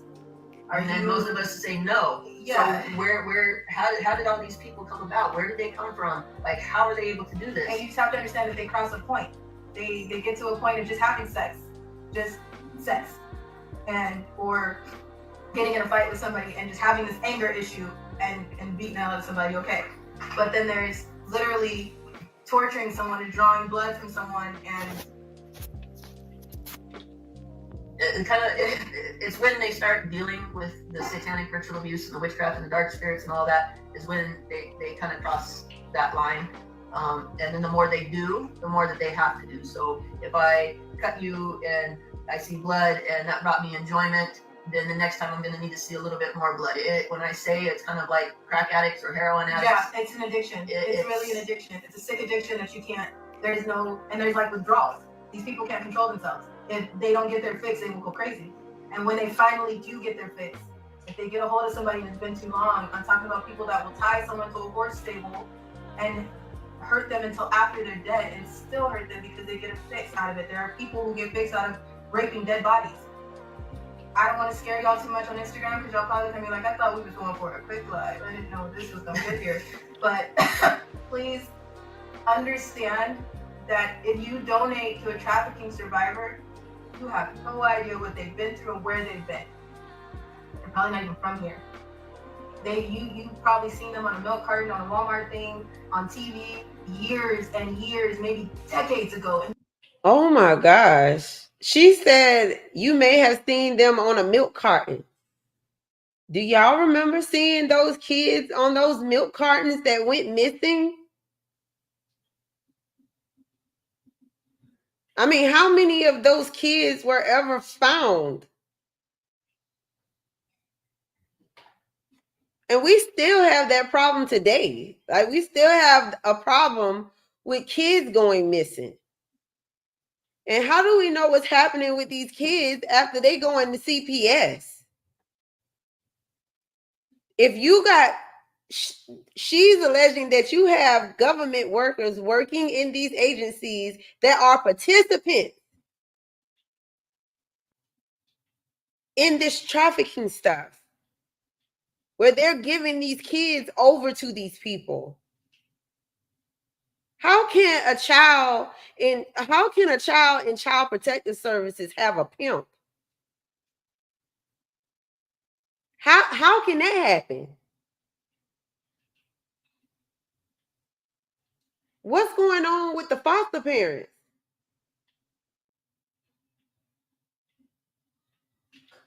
Something is not right. You think they're dead, and they're coming up. With the Epstein thing and how she was just explaining, we talked about the ledgers before, where they keep all that information, all this, and they don't let go of anything, and they hoard all this stuff. I don't know why that is either. I would love to ask the crazy, sick-minded fool real quick, why do you keep everything? But when they start matching up this DNA from that they've had stored from old tampons, from old blood, from all these different things, you're gonna start matching up where all these missing kids went, what happened to John Bonet, where Natalie Holloway went. You're gonna start finding that because I'm telling you, you'll see the weirdest crap when things come alive. You'll see that there's people who will rape you and chop off your hair and keep that thing of your hair. Like, I don't know why. I don't know why. Don't ask me why that part. I don't know. I really can't answer that question. It's just a thing. So when it all comes out, which it will, because look how many stories. Look how many people have gotten saved. Go back. Look at my post. Look at my mother's post. Look at other people's posts that are pulling them out of the ground. Look how many have been found in Georgia. There's people all over the world. Oregon. I have a new friend here that's from Melbourne and knows about the tunnels that are underground in Australia. Australia is a hub. It is a major hub. These fools fly kids out in 2 seconds, real quick, for a job. Sometimes they get Oh left my there. gosh.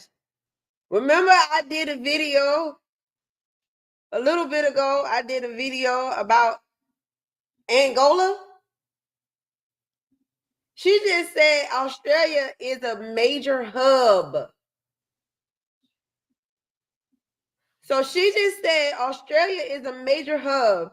And in that video, I was explaining to y'all that the Biden administration is talking about doing a transcontinental rail network that's going to go from Angola, Africa, to the other side of the African continent, and then it's going to connect the Indian Ocean and the Atlantic Ocean that way, where it will be easier to get resources from Australia as well. Now, they didn't say Australia. They said they were going to connect the Indian Ocean and the Atlantic Ocean by way of Africa from one side to the other. That is the plan. That's supposed to be implemented in 2026. And this young lady just said that Australia is a major hub. I just wanted to put that thought in your mind. If there's a job that goes wrong and they don't want to go back to that product, they will leave that product there because it can die, it can expire, I don't care. You can find another one. That's how they treat you. This is 7, 6, 9, 10, 12, 14, 18, 21-year-old boys and girls. And you'd be surprised at what else can be tracked. Put that light on. That's not even something we want to get in for this live. But right now, these survivors, they need to see that they exist and that people know that they exist and that not everybody's not brushing them under the rug. The reason why it pissed me off at that rally yesterday was everybody is commingling what's going on They're losing the focus. There's no need to argue about who went where for the rally. There is no need to argue about what march, how many people was at this one, and what did they do, and what media was there. That doesn't matter. Focus. Just focus on the real point. You are out there because, and what's weird is people, there's God in a lot of people. I know some people don't believe in it, but you can go ahead and just believe in your higher power, whatever you believe in Instagram, okay? But whatever you believe in, something is pointing you in the direction of those survivors, okay? And as those survivors pass you, when they see you, they automatically see that there's another way for me to get out. There's a chance, there's hope, there's someone that's listening. So don't focus on the wrong part of the story. Don't try to educate somebody on a political agenda. That's for them to figure out. If they're old enough to vote, they can figure it out for their damn selves who they need to vote for. Okay, that's not our job. Our job is to make sure while you're out there to save the kid. If you want to go for a political rant, go to those rallies that need that political rant. Do your thing, holler as loud as please. But for the children, please stay focused because you have no idea, and this is only the beginning for them. Just because they're free doesn't mean they're freedom. Let's dig right into this. Yeah, we're getting into a video today of family friendly. This message is more family friendly. It's for it can be for anybody, but it's definitely for parents. Definitely for parents. Human trafficking awareness, and I going to be live with my friend Mila, who's going to be here in just a second. We were going to do an interview on her page, but she's had this weird situation recently where her page is just disabled out of nowhere. Hey, Mila girl.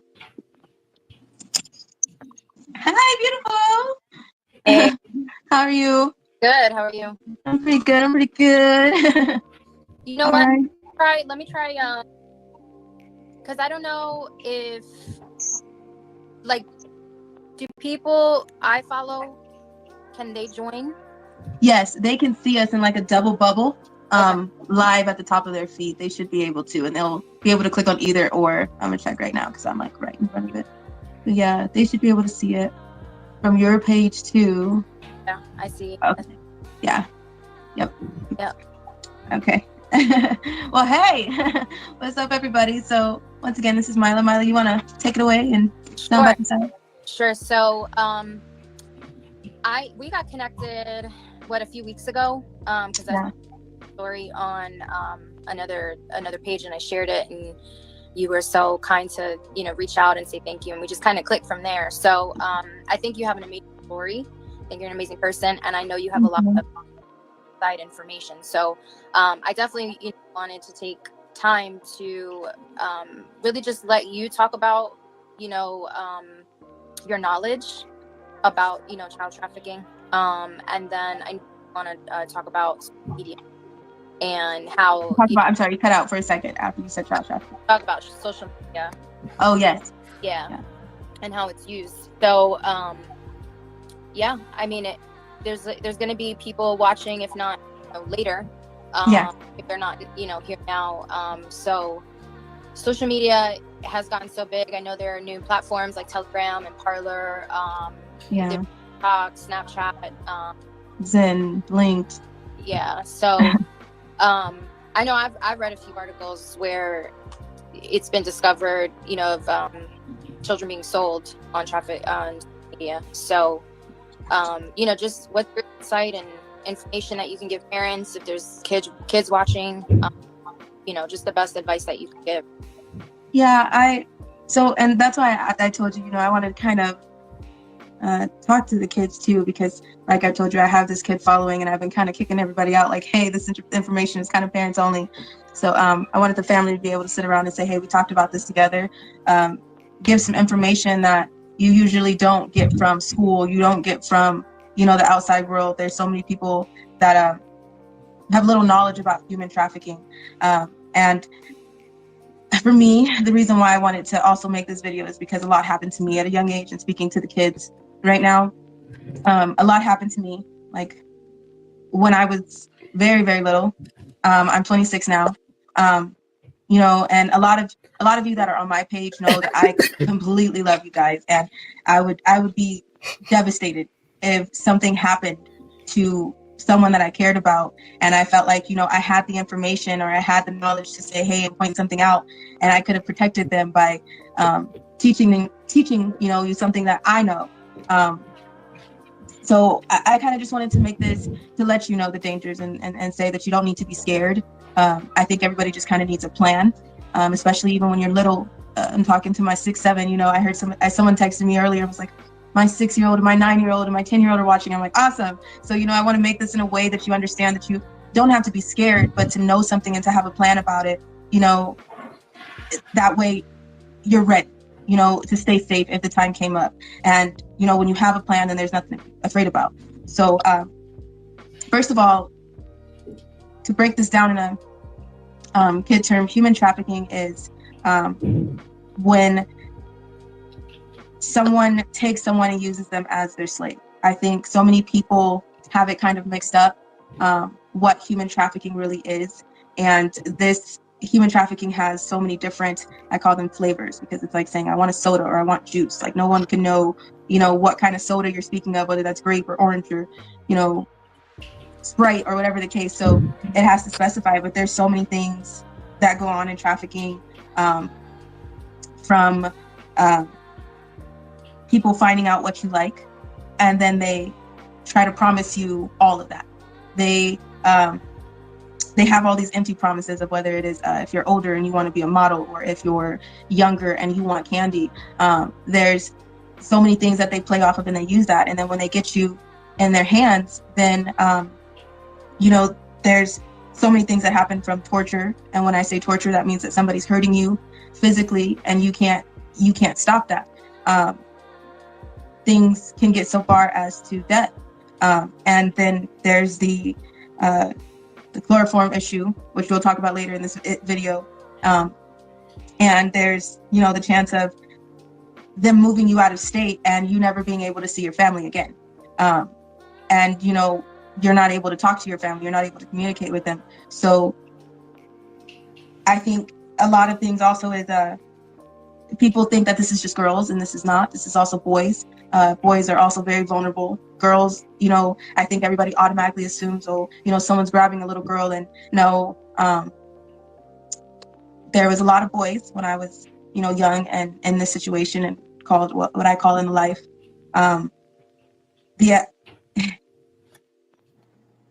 The idea of trafficking, I think also people think it's just a man, or it's someone that I know, or it's someone in my family, or it's someone that pulls up in a van on the streets. And that's not the case either. This is men, this is women, this is sometimes family, and this is, unfortunately, nowadays we have children recruits who are the same age as you. If you're a child that's 14, 16, or a child that's 7, 9 years old, you could be at the park playing, you could be at an amusement park. You know, trick-or-treating is a big one that, you know, we always talk about in October. And there's so many things that can happen. Some kids think that, oh, you know, trafficking is someone gets taken and they're just locked up in a cage, and that's not it either. It's, you know, there's people that think that I want a kid and I'm going to play mom to a kid, so they steal someone else's kid and they take them and try to use them for their own, and they trap them there and they make sure they stay there.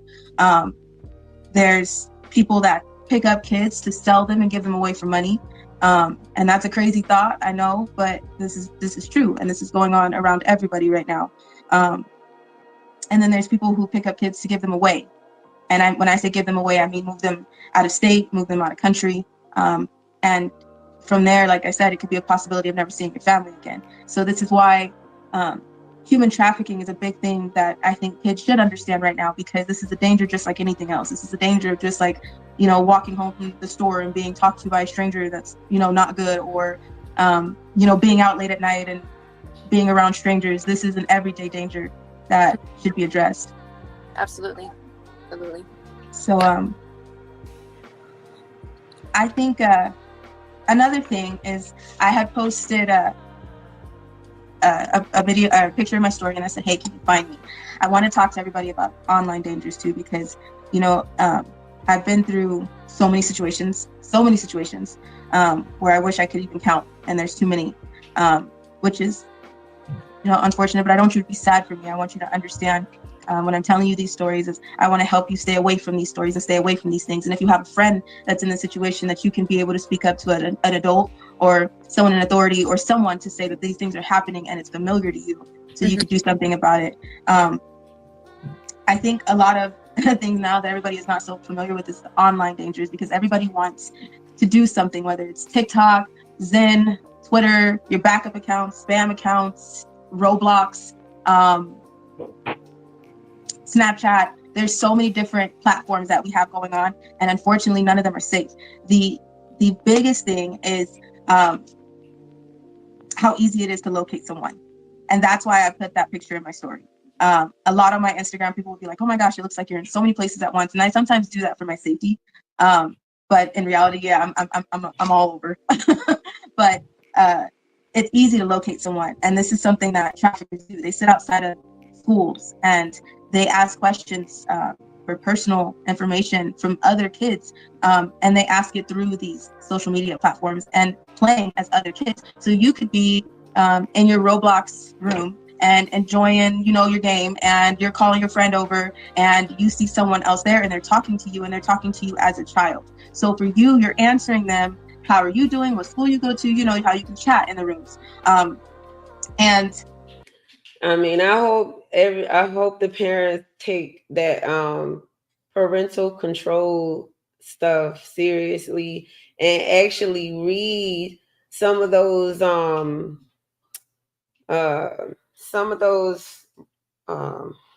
explanations that they give, like when you go to allow your child to download this particular app, when they're using this particular game, all the things that they may be subjected to. I hope y'all reading that fine print, because you'd be surprised at who will have access to your child's information. This can be very, very dangerous, because the only thing that someone has to do is find out one simple thing. What's your TikTok? What's your Snapchat? What's your Instagram? Where's your Zen? Do you have a backup account? They only need one social media platform to get from you. And from there, it's easy to go into a picture, just one picture. And as you notice, behind me is exactly where I am. So there's a lot of things that happen, like kids wear identifying clothes, whether it's your school t-shirts, your team gear, things like that. And it's easy for traffickers to come at kids that may not have any issues. They're just enjoying life, and these traffickers are watching.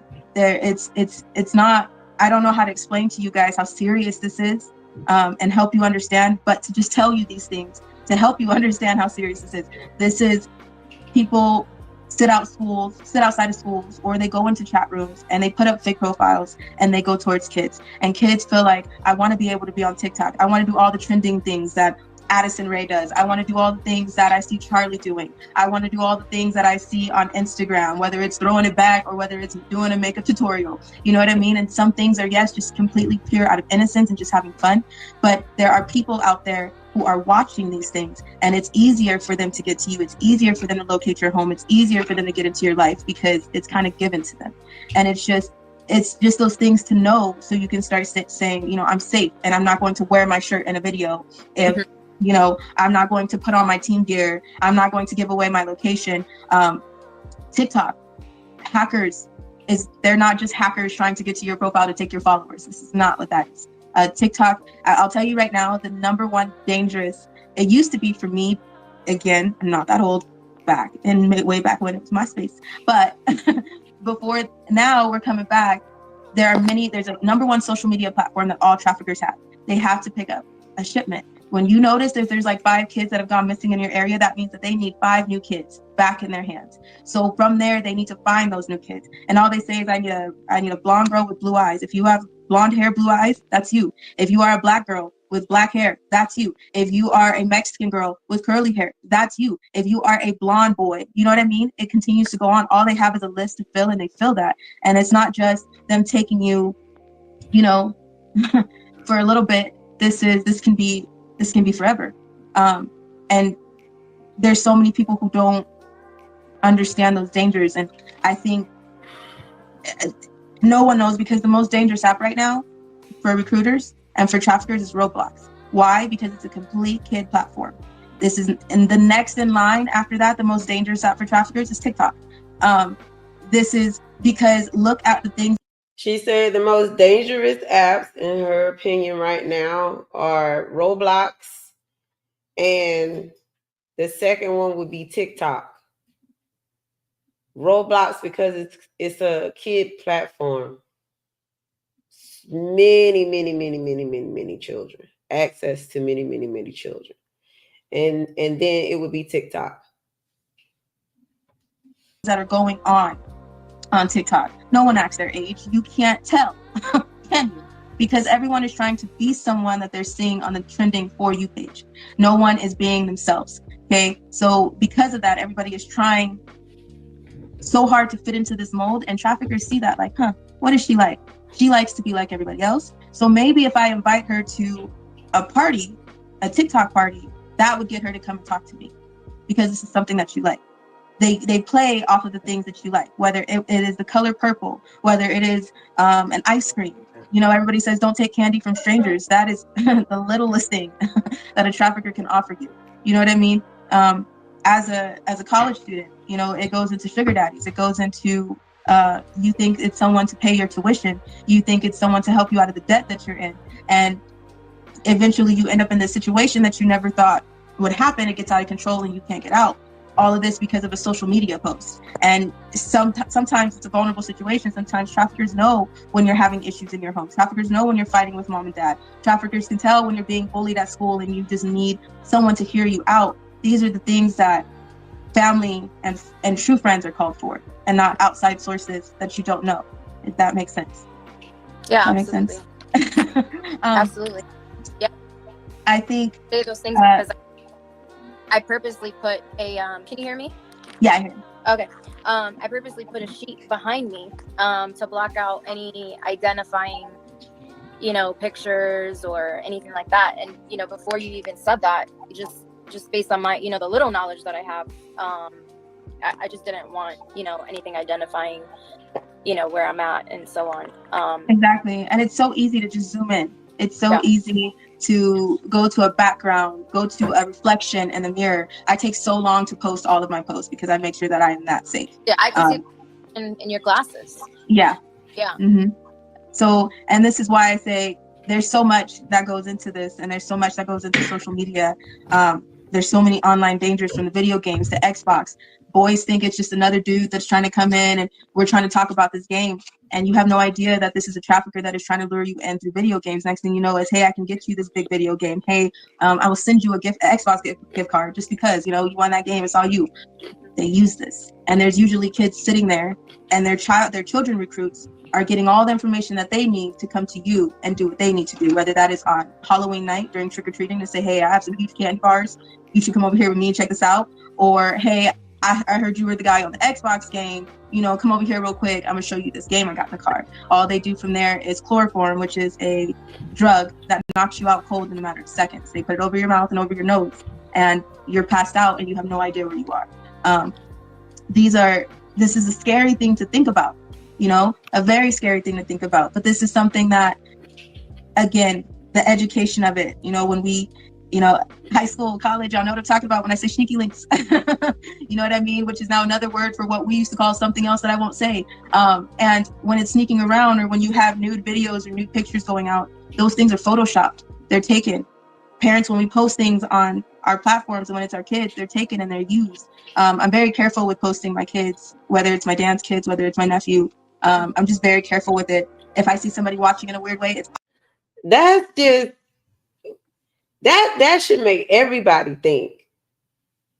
All of these platforms that you have yourself pictured on, along with your family members, to include your kids, somebody could be watching you or watching your children because you have pictures of them on these platforms, where they could be following your child.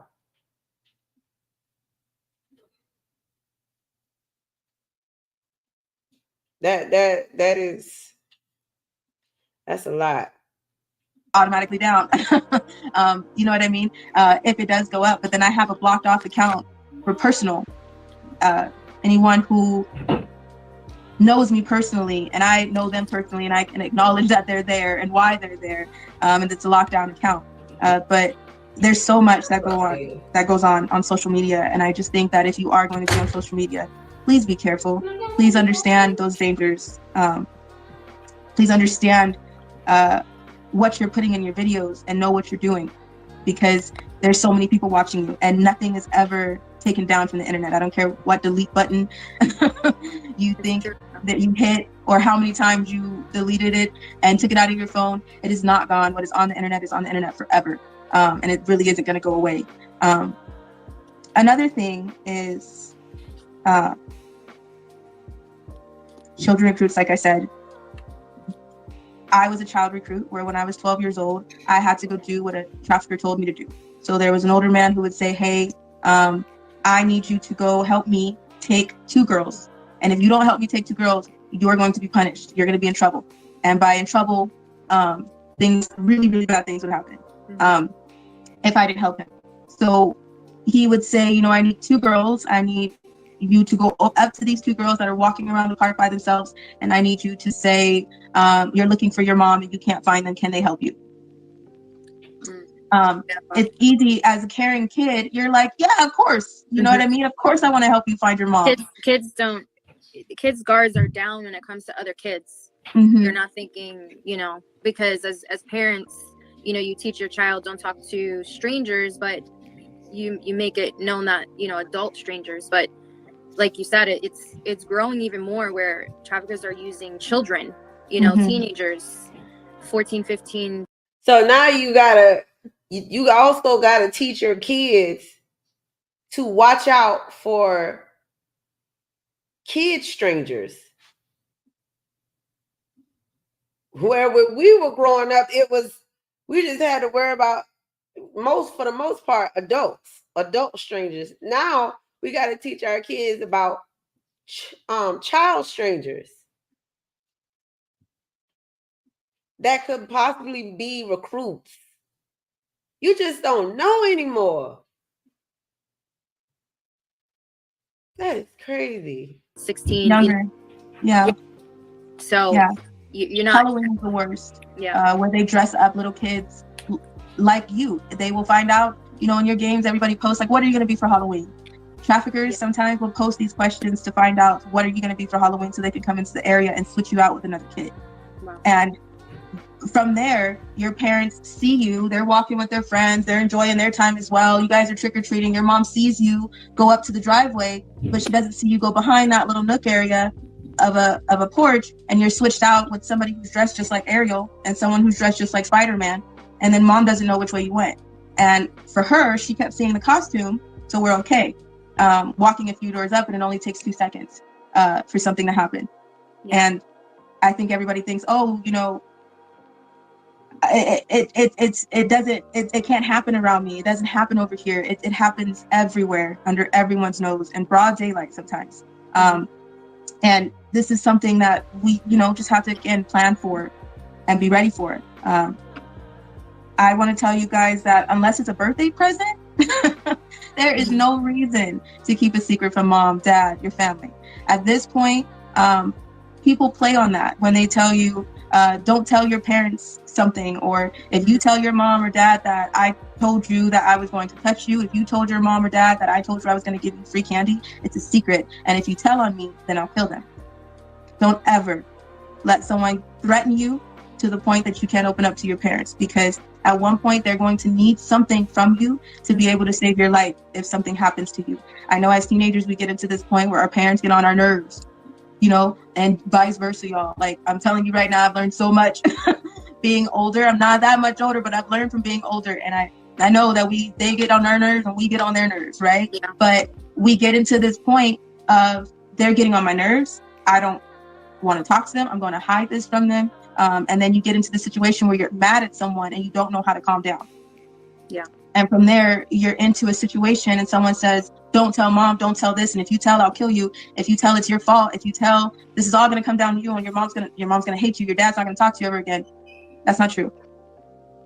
Open up to your parents, even. And I know some of us are like, I can't be that open with my parents. You know, we are all raised in different households, different cultures, different ways. but there's always a connection and always a bond that you can have with your parents to talk to them and say, hey, there's something going on. I don't know how to say it, whether it's writing it down or kind of spitting it out. Don't be scared of those threats. Tell your parents immediately something like that, even if it comes out as a joke, even if you have to laugh it out. So-and-so said they were going to kill me if I ever told you this. Right. Excuse me, what? You know what I mean? At least you can get that out. Don't ever let someone put you in a place where you're keeping secrets from your parents, because those eventually your parents need something to be able to save you and not let you go and be broken. The more that you keep this, the more that you keep a secret, it starts to chip at you. It messes with your heart and it hurts and you're upset and you're like, why am I sad? Why am I angry? Why am I fighting and clashing with my parents? It's because you're keeping something from them that you know you should tell them. Okay. Don't ever let somebody threaten you. And like I said, unless it's a birthday present and a really, really good one, there is no need to keep it secret. A lot of my whole life, I was told to keep a secret. I was told that if I would tell on somebody, it would be my fault. I was told to keep everything quiet, and it didn't help. It really didn't help. There were some people out there that probably could have saved my life, but at one point I was so scared that I wasn't able to say anything. And it made me live a lie. Yeah. So, I think parents can do, you know, it might be awkward. It's, you know, it's always like that, the whole, you know, birds and bees conversation.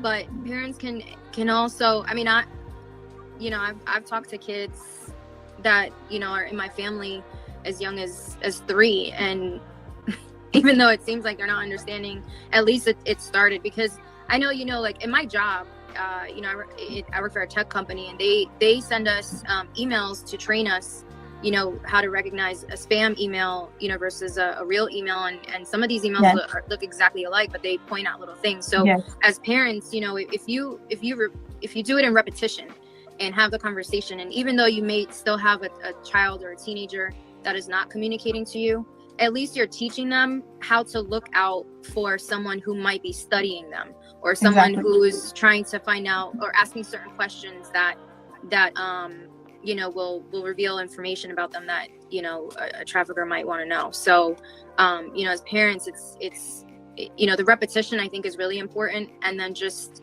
kind of talking to your kids often.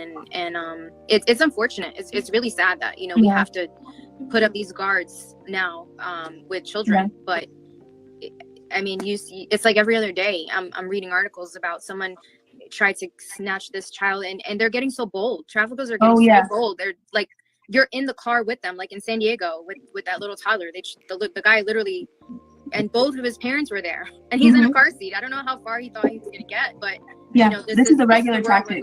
That was a regular tactic. They watch you get into your cars. This is something coming out of grocery stores as well. They watch you get into your cars. You know that as a safety lock, this is an insurance protocol as well, that when you unlock your car, especially as an automatic, your driver's side locks first, and then you have to click it again, and the rest of your car unlocks.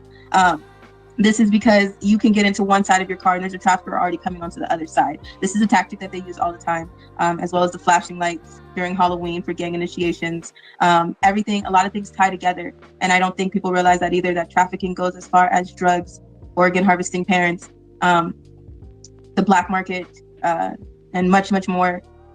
It all ties, really, really ties in. I want to explain to you, though, for the kiddos, like what to do as well.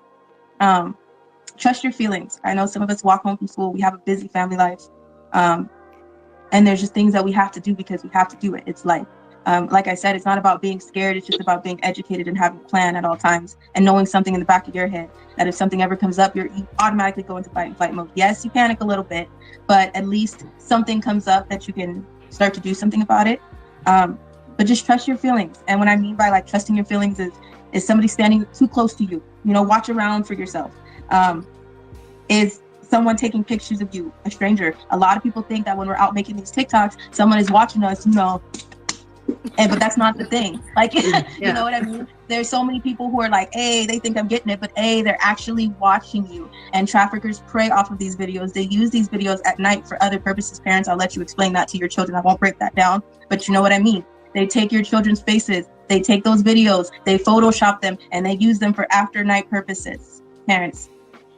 Okay, so this is what I mean by being careful of where your children goes. I have media releases on all of my stuff as a dance choreographer, because there's some parents who actually realize, like, yes, I want my kid out on a flyer, but at the same time, there are dangers to that. You know what I mean? We don't want to think about those things, but we have to.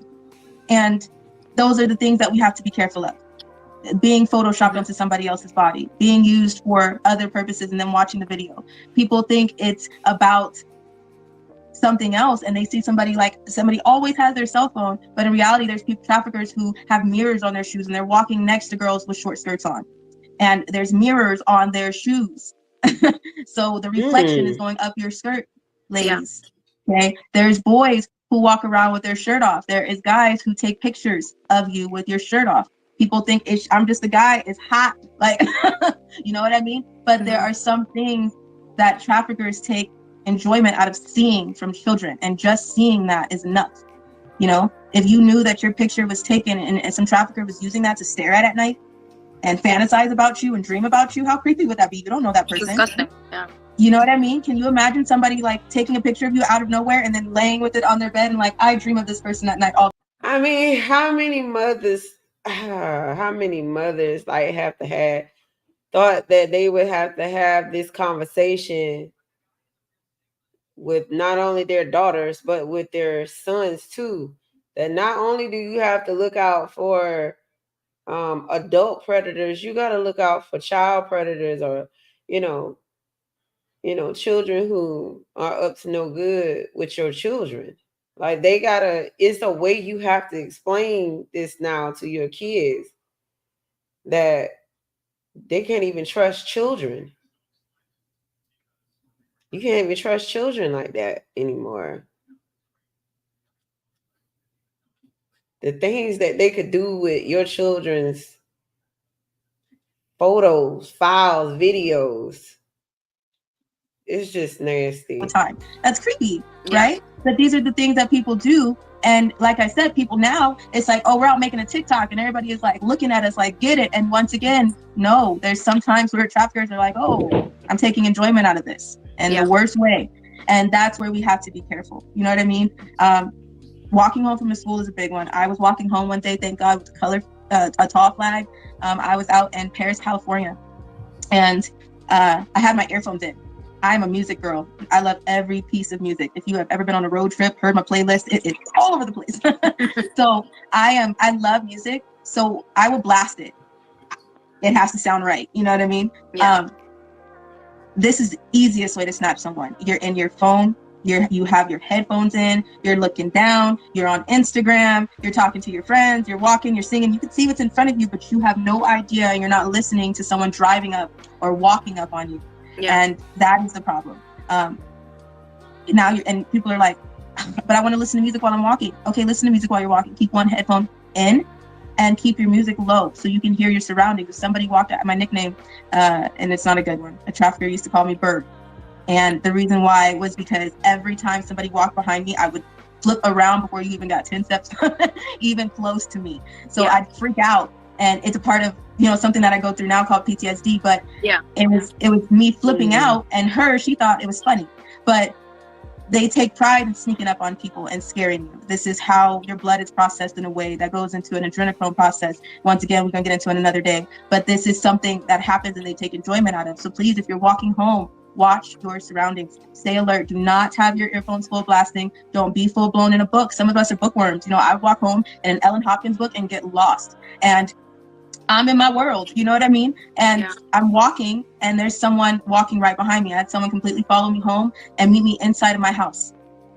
I went into my house, and my dog was pushing me out, trying to warn me that there was someone standing in my bathroom. And my mom wasn't home. She's a social worker, so she's at work. My sisters and brothers, they're at work. You know what I mean? I'm just getting home and getting off. So there's a lot of things that go on, and I really just want you to stay careful. And like I said, I tell you these things not to scare you, but because you should have a plan. You should be aware, because this is not something that you hear in school. This is not something that some people tell you because they're too scared to give you this reality. But if you can watch TikTok, if you can be on Instagram, if you can learn the next trending dance, then trust me, you should be able to know about the dangers that go on around the world if you are going to put these things out there, if you are going to be involved in certain things. And this is just being alert, you know what I mean? This is just being educated, because so many people say, I didn't know that existed. Well, yeah. Now you do. You know what I mean? Peer pressure is a big one. Just to kind of touch back on the fear thing. So, you know, before this call started, that was a concern of mine, especially knowing that kids were going to be on here, is that, you know, I'm like, I hope this doesn't put fear in people. That's, you know, ultimately not the outcome that I wanted, but just awareness. And I feel like fear comes from, you know, the unknown. So, you know, you're going to be afraid initially hearing these types of things, but again, as you become familiar, you know, with tactics or ways that these things are happening, you take that information and you learn how to prepare yourself so that way you're not afraid. And that's ultimately, you know, why we're having this conversation, because of the prevalence of child trafficking that's taking place. You know, we want parents and kids, you know, to know what's out there and how you can, you know, equip yourself. Exactly. Exactly. But yeah, peer pressure is a big one. There's friends who are, I was in the foster care system, so a lot of times I had the free reign to do whatever I want before a certain time at night. And a lot of people weren't able to do that. Some people have rules that they have to follow, which is you can't be out of the house past 10 o'clock. You can't do certain things. Some people play off of that and they use that, especially as a child recruit that is trying to help a trafficker lure you in. And they'll make fun of you. They'll say, but, you know, are you scared? Or are you, I mean, this is what everybody is doing. Why can't you do it too? I mean, it's just going to be one time, maybe twice. It's not a big deal. And you feel like, okay, it's not a big deal. I have been in situations where I've watched girls, I'm sorry, but I've watched people try to peel people's skin off of their body. And when you're little, you don't understand that. You're like, what does that mean? You know what I mean? You have to be able to understand that these things, and this is because they were going to talk. If you tell a trafficker, no, I don't want to go, I want to go home, it's no just walking into a situation, then, I want to leave. They're not going to go for that. And then because of that, then they try to hurt you. So you get scared and you don't want to leave because you're too scared to leave. So this is why it's good to be educated. And if anything was to happen, you know, if somebody was to come up and grab you while you're walking home from school, if somebody was to come up to the school and say, hey, mom said, you know, I'm picking you up today, I'm her new friend, and I'm going to drop you off. She didn't call you, right? It's okay, come with me. And they're dragging you, you kick, you fight, you scream. You do not stop fighting and you run. And you do whatever you have to do to get away. It's just important to know these things. It's very important to know those things, to say, I'm not going to go with you. I'm going to do everything in my power to get home. I'm going to do everything in my power to stay safe. And that means whatever that means to protect you. You start learning how to instantly turn your camera on. If you're walking home from school, if you are the type that hangs out with your friends, just learn how to turn your camera on. If you are able to go to amusement parks by yourself, this is okay. I'm not saying don't go do these things, but I'm just saying be alert. If you do that, know how to put your phone instantly on your home screen, know how to put your camera instantly on your home screen to open your camera to go live. If somebody was to ever come after you, the best thing that you can do is go live so that everybody around you can see something that is happening. If you are walking down the street and there's somebody following you and they're behind you, you need to learn how to put your camera on instantly and say, okay, this person is following me. Okay. If something ever happened after calling 911, when you call 911, then you put your phone on. Get off the phone with 911 and then put your phone on and make sure that you're recording until you get from point A to point B, because then people can see they're on this street. They were coming down this street. I saw them standing next to the 7-Eleven. The guy behind them had on a blue hat. The lady that was walking behind them had on a pink shirt. Somebody can identify something and somebody can help your parents find you, God forbid something was to happen. Yeah. And I think of the movie Taken. Yeah, that is such a sugar-coated movie. That was the sweet version. When Liam Neeson was like, they're going to take you. Like, prepare yourself, but scream out everything that you can identify them with so that he could hear it. And I've had to do this with my mom. When I was in a situation in a foster home, I had to put my phone down at one point and her just be able to hear what was going on so she could be able to help me. There are passwords that you should have with your parents. I have one with my mom. You know, we have this kind of this code word that, you know, safe words, you don't like grapefruit. And you get in a situation and there is someone that is standing right next to you and say, hey, call your parents right now and tell them that you're okay. And tell them that you're going to a slumber party at your friend's house and that you'll be back in a few hours. Yeah. You can call your parents and say, hey, mom, did you get me that grapefruit that I love? And automatically your parents are going to be like, wait, what? You know what I mean? This is a code word. So then your parents can say, oh, which store did you want it from? And you can say where you're standing in front of. I wanted it from the store that is on 3rd and Magnolia. I'm making something up. And that way you can tell somebody, you can tell your parents where you are. Have this password with your parents. You know what I mean? Have this kind of this code word, this talk with your parents. So, you know, you can call mom, or you can, if you ever get trapped in a situation, you need to message her without somebody knowing. You can call them, you can message them, and you can say something and give them a signal, basically. Yeah. What are some tips for parents with younger children, where, you know, 5 and 6, 5 or even younger, just that, you know, maybe they can talk to the really young kids about, because, you know, obviously they don't have a phone, or you know, might not understand that type of conversation, but I'm sure there are things that younger kids can still learn to be aware of. Yeah, I think again, talking to your kid in a way that they can understand. You as a parent would know which way that is, but telling your kid that, hey, if somebody ever said that you know, mommy was going to come pick you up from preschool, or mommy can't come pick you up from preschool, then you know that's not true. So that way your baby, because you know babies are so honest. Babies are so honest, especially at 3 to 5 years old. If you pull up to a school, if you have a booger in your nose, if you know if something's going on, they're going to tell you. So if something happened and you kind of warned your child in a way that said, mommy or daddy is the only people that are going to be picking you up from school, then when somebody weird shows up, they're going to, my mommy and daddy are the only people that are picking me up from school, preschool. When you're out at the park, watch your kids. There are so many children recruits now, so many children recruits that you would be surprised. They do this on purpose because now it's harder, you know, to go up and talk to someone's child in 2020. You know what I mean? As a grown adult, 50-year-old, 60-year-old man, you can't just walk up to a child. So therefore, they take their recruits with them, and their recruits are slaves. So please be easy on these children as well, because I know that you want to be so angry with them, but they are doing this because their life depends on it. Wow. Yeah. So it's not their fault. I've been in a situation where I've been arrested when I was in someone's hands. I've seen people call girls that are in danger, or boys that are in danger, children prostitutes, and that's not the case. These are children. Yeah. Call it for what it is. You know, I never understood how they can arrest anyone who's under 18 and prostituting. They do. That's not true. And they say that it's they call them young women, and they call them young prostitutes or young men, and it's passed off as an adult. You just please be careful with them as well, because they're doing what they need to do to stay alive. So I understand how angry it can make you, but just get your child out of there. And once again, it's like, can I let my kid play? Yes, let them be normal children. That does not mean put your head in the sand. That means stay alert.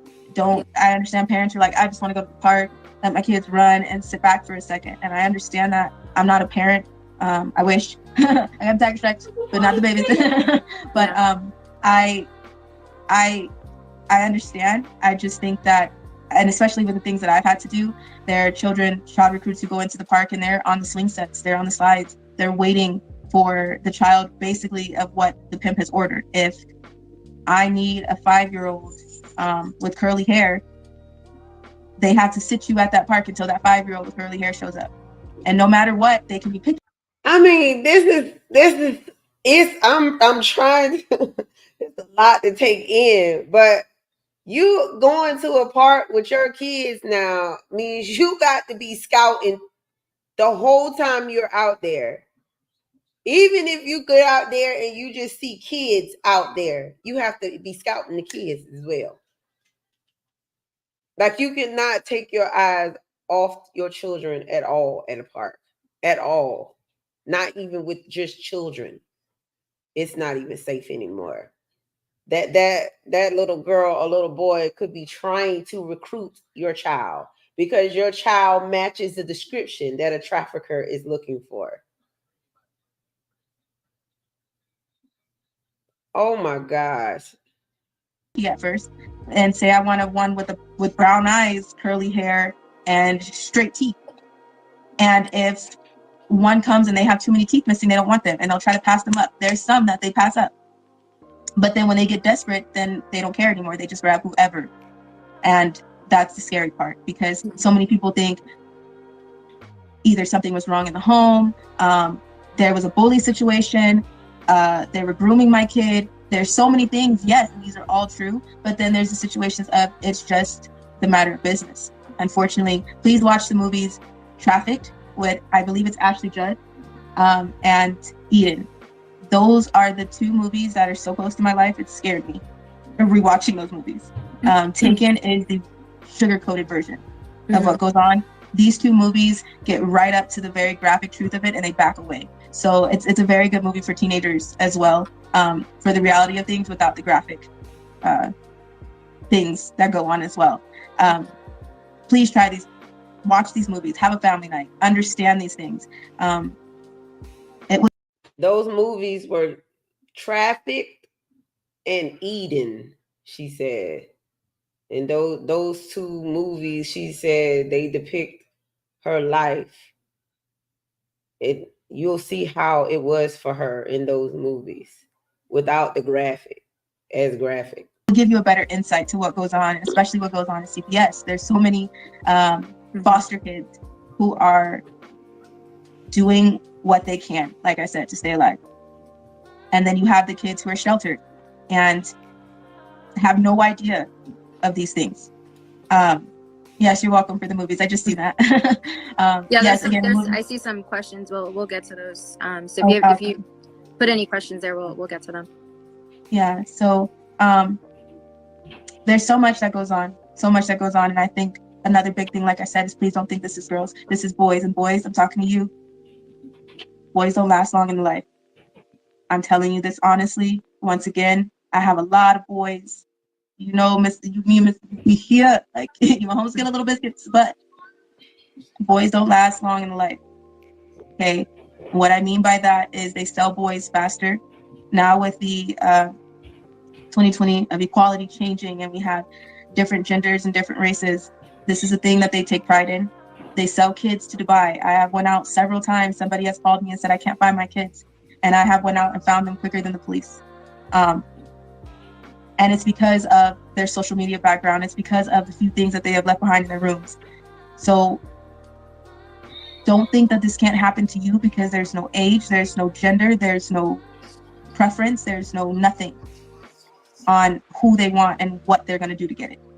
So I'm talking to everyone. Yeah. And again, I think it's so important for parents just to have the conversation. And even if you might feel like your kid's not receiving it, I promise you it's resonating some way, shape or form. Not only that, but when you talk to your kids, your kids are going to talk to their friends. You know, something could come up in conversation, and if they have a friend where their parents, are not having these conversations, at least it's spreading that way. So if it's not your child, it's someone else, that you could save, definitely. Yeah, and that's extremely my point too. It's just one person. Can we go ahead and take questions? I don't know if we're gonna run close to time because we have only so long. So ASM 3024. As long as IG allows us to save it, I think it's gonna save on XO Odyssey's live, because she started it, but she'll post it, and we'll repost it from there. EB8 says, what about the clip-on alarms that go off when they're pulled? I think those are for the little kids. So I mean, if you find any type of gizmo or gadget that you can put on your little one, that's always helpful, especially if it's some type of GPS. Don't let anybody tell you anything crazy. I've had people try to say that, people have told me I put a leash on my kids, and people try to get crazy with people because it's like, you have something on your kids, you'd be surprised how much this helps. I was at a march, a demonstration in Sacramento, and in the thousands of people at the Capitol, there were 3 pedophiles taking pictures of children and trying to grab someone. Finally, the police grabbed them, and there were a few people who turned around because someone saw him snap a picture of 2 little girls, and then someone was turned around and was like, "You're taking pictures of my kid," and it unfolded.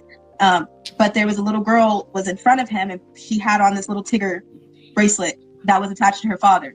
If she didn't have that on, he was right next to her. And her father was not even, she was running around. It was long, but you know what I mean? Don't ever let anybody try to tell you, "Oh my gosh, you did this to your kid." At least I'm not looking for my kid. Yeah. I mean, truth is the truth. So. And then one Stephanie Amaris asked the movies. So Eden was one, and you said Trafficked. Yes, this is Eden and Trafficked with Ashley Judd. Like I said, these movies are so close to my life. It was scary. I had to turn away. I take a few breaks in between. These movies get right up to the graphicness of trafficking, but they back away. So these are great movies to watch with your kids. I would suggest little. Please watch them first, but teenagers. Yeah. Oh, and Silent Cry if you want to get into other stuff. Silent Cry. Okay. Are there any more questions? Because we can't really run over an hour, or IG will cut it off. So I think we only have a few minutes left. All right. Okay. Thank you guys so much for listening. Kids, Thank you all so much for listening. Please don't take this as like, what can I do now? Take this as what I will do. I will make sure that I stay safe. Right. Because I have a plan. And there's no reason to be scared, because once you, like I said, you have a plan, there's no reason for fear. There's no room for fear because you already have a plan. Exactly. So exactly. You'll be fine. Thank you all so much. Thank you everyone for joining, and we'll try to post it as soon as we can, and just share it with everyone. And if you're a parent watching, please talk to your children as much as you can, as much as they hate it, as much as you think they're not listening. Something is sticking. Yeah, absolutely. Something is sticking. And once again, social media, if you hide it, this is something that you're hiding from your parents, and the chance to save your life if something happens. So just take that into consideration and sleep on that. I know so many of us have backup accounts. So many of us have spam accounts. So many of us have other things that Zen and linked that we keep from our parents. Just think about it, because there's so much going on in this world, and someone always needs a way to get to you. Mm-hmm. I love you guys. Milo, thank you so much, love. So I just wanted to share that with you guys. I hope you were able to learn something about these child sex victims and how prevalent this stuff still is, and to know that there are way more people involved in this than just upper echelon. That is something to take into consideration, considering that Ms. Allison Carter has alleged some big names in the Democratic Party. And keep in mind that she is an eyewitness to a lot of the stuff that P. Diddy is currently being charged with. So I just thought this was important, and I wanted to share. I'm going to get off here. You guys have a good night, and thank you for watching if you tuned in. And please like if you like the video. Thank you.